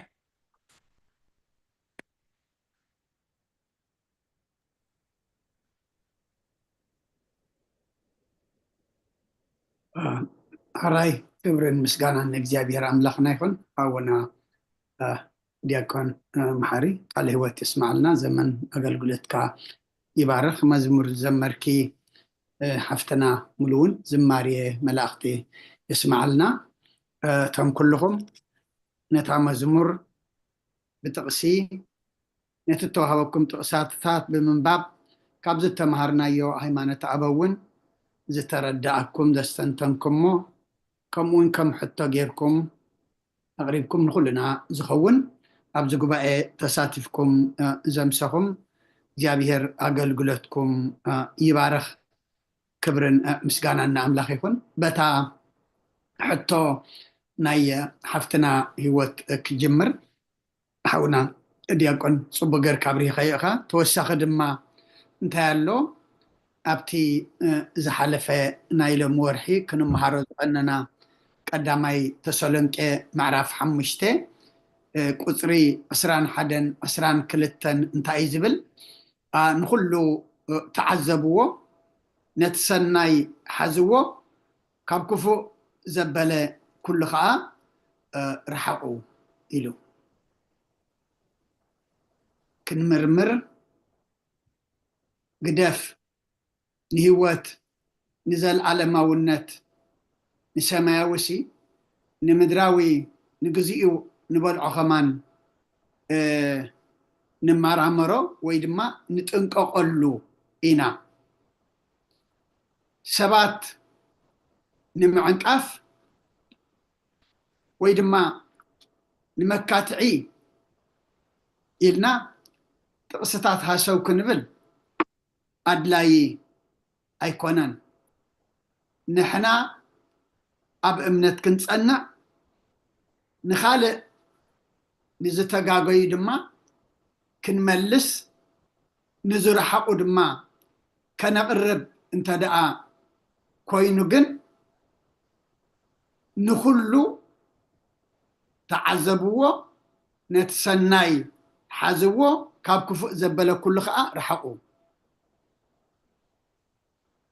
كي تعذبنا كي استنتنا كي مرمرنا أينا إسناي أينا إخفو كنفلت أي نخئلن إنا أما بحلفي أبز زلنا يو زمن دما نايفتنا زمن كله ممهر زخونلو كله أبعفت صنحو ززاربولو كل دما بيمسلني زقو عزلو قزيه سلزلنا أزينا ان تنققلو زمنن ان مرامرلو زمننيو اما نخلو كنعزبو تعذيبنا مرميرنا دما اتسناي اتستغمنا اتناب املاخ زبصحنا اتنهي وزخوننا كنحس كابت زغودانا زي تقمنا بس املاخ زبأسنا كام مقد املاخ زرحقنا كفؤ نجار دما تخنقبرو كنرحقو زي كنقربان كنرحقون جن كنمرمر مرميرنا دما كنفلت على النامو زي كم توساقيت إلى إيه كاله كم كابزلهم مشت كنمهارو زمسنا حفتنا مولي أمسلني مجمريا كجمر كلا نتا قصري 10 تقيساتا نيرا قطر 10 عسرت حدني كرئدلية مسا قصري عسرت غلطاون تحوشن زغداءن مليسو نئشتو صنيحو كمزي بلا تعطر عسرت حدا نسخا أب سمايات أب أبو هلوي إخا مئنتانا أب إس أمسكال زتسقل كادما نسخا إخا عالم كي تفتره أم منبر منجستي نبور إخا حجد ما أم مسكال زتشن كركا نسخا إخا كبرن مسجانان نأملاخ يكون نسخا أب سمايات أب أبو هلو إخا مئنتانا أب إتس مسكال زتسقل كادما نسخا إخا كلنا حجي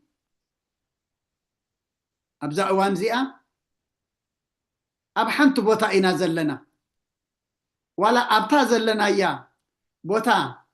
أب غزاناون أب حنتي سأقعي أب حنت منبر ويدما أب حنت دو مبال إنا زلنا أب تملق غزاون يولنان قويتانا قنا أبزي أم مدري أم مسكال تسقيل خلصي أب سماي دما مس أبوه بأملاخنتو بسلطانو دما هلوي إنيرو أبز مدرس لزنبرة هلاوي نايتي سماوي مس أبوه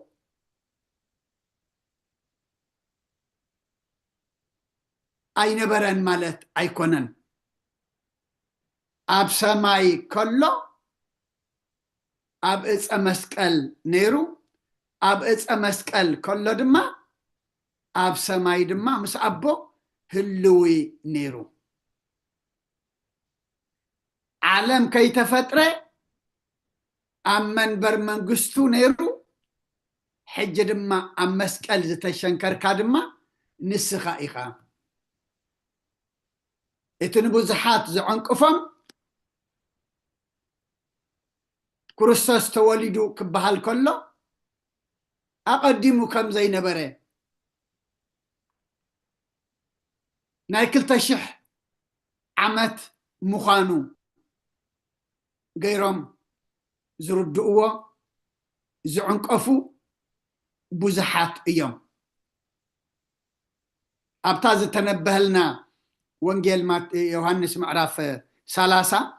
أي قرأتها معرف 10 قصر 30 انت أتبل أنا أبون حدئنا أبو كاب أب ودي أين إسني أي عبني با ولد دما كاب أبو أين إسني أنا نبون حدئنا ولا أبتي وانجيل يوحنس معرف 14 فيليبوس نقويتا انتا إلوه قويتاي نبو أرئين نمو يا أخلنا إلوه قويتا انتا إلي إمليس له أبتا وانجيل يوحنس معرف 14 قطري 9 إيسوس بلو فيليبوس إذا خندز أكل زمن مساحاتكم كنبر كله سي أي تفلت أن نديخا إتنا عايز رأيه نبو رأيه كما إلكاخي نبو أرئينا تبل اللخا نولدي مرأي نبو مرأي إيو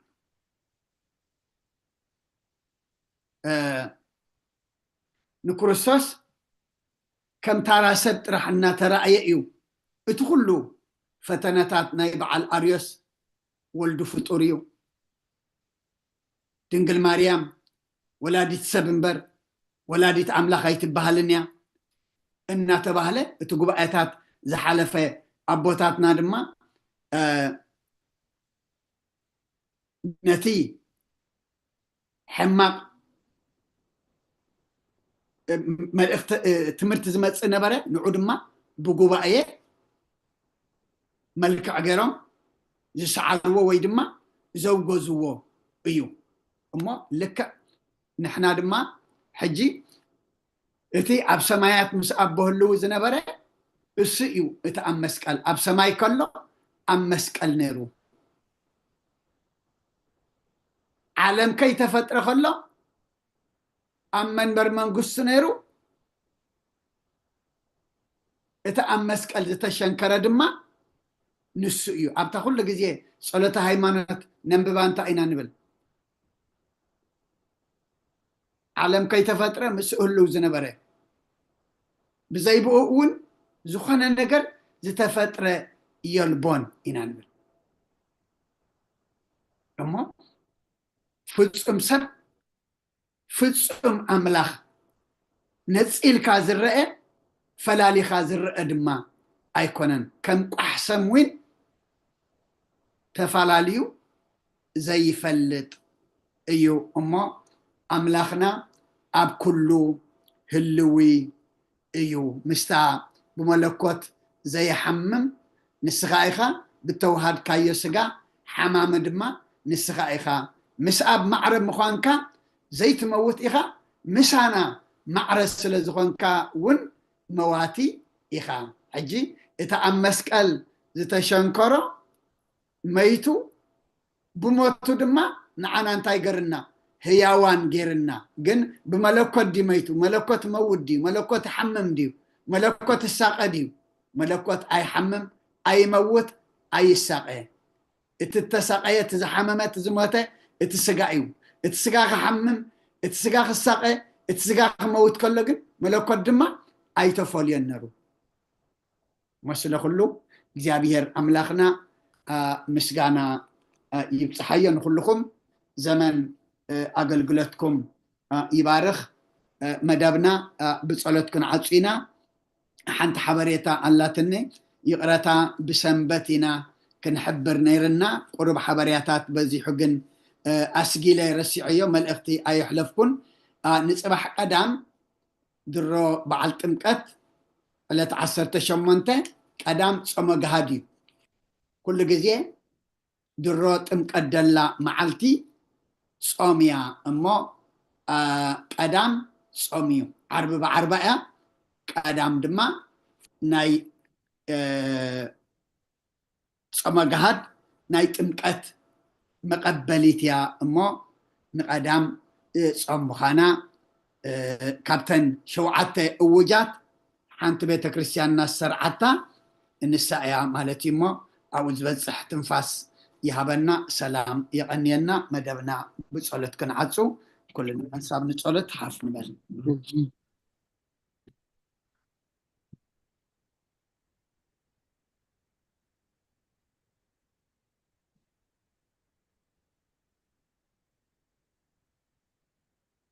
من سلام زصل صلوت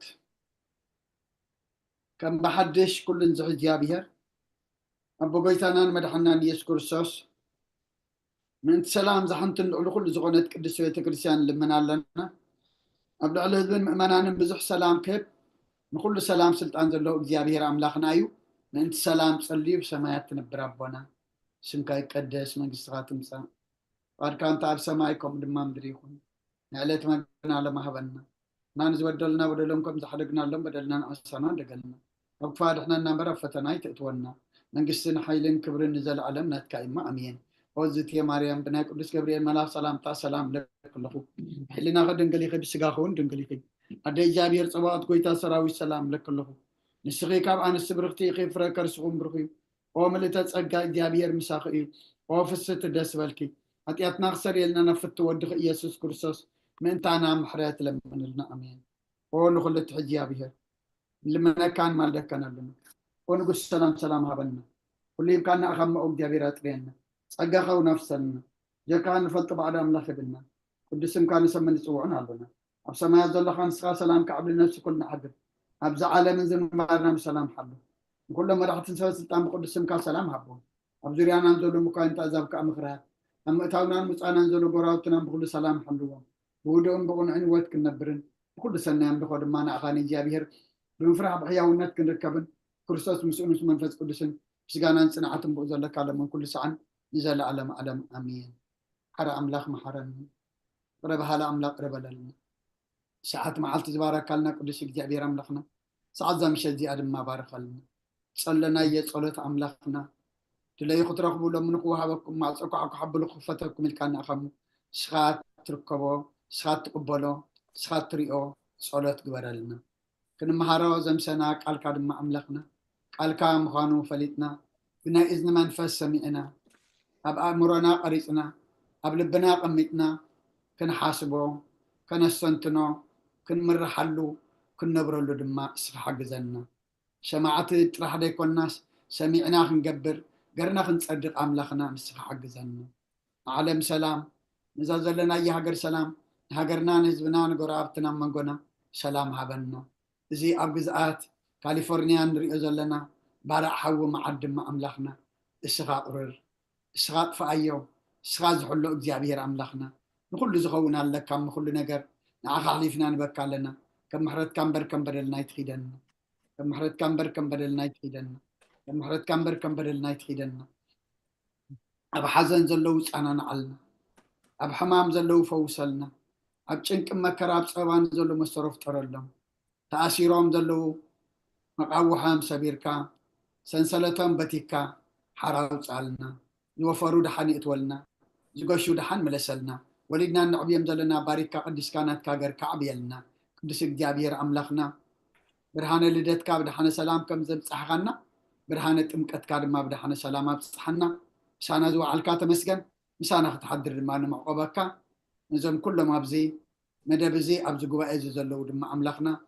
حساب لبا ما سمرلهم التأمل لسلم دليتهم دما لا أملا علم بنا دينا قدس رنجل مريم أملادنت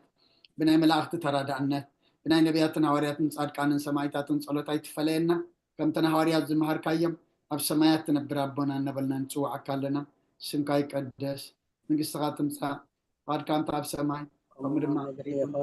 علات مغبر ما هبن نانز ودولنا نعوتنا نمبر فتنا ونا من قلتنا حيلين كبرن نزل علمنا كائما امين اوزت يا مريم نا قدس جبريل ملا سلامتا سلام لك له لناخذ انجليخي شغاخون دنجليخي ادا جابير طبات كويتا سراوي سلام لك له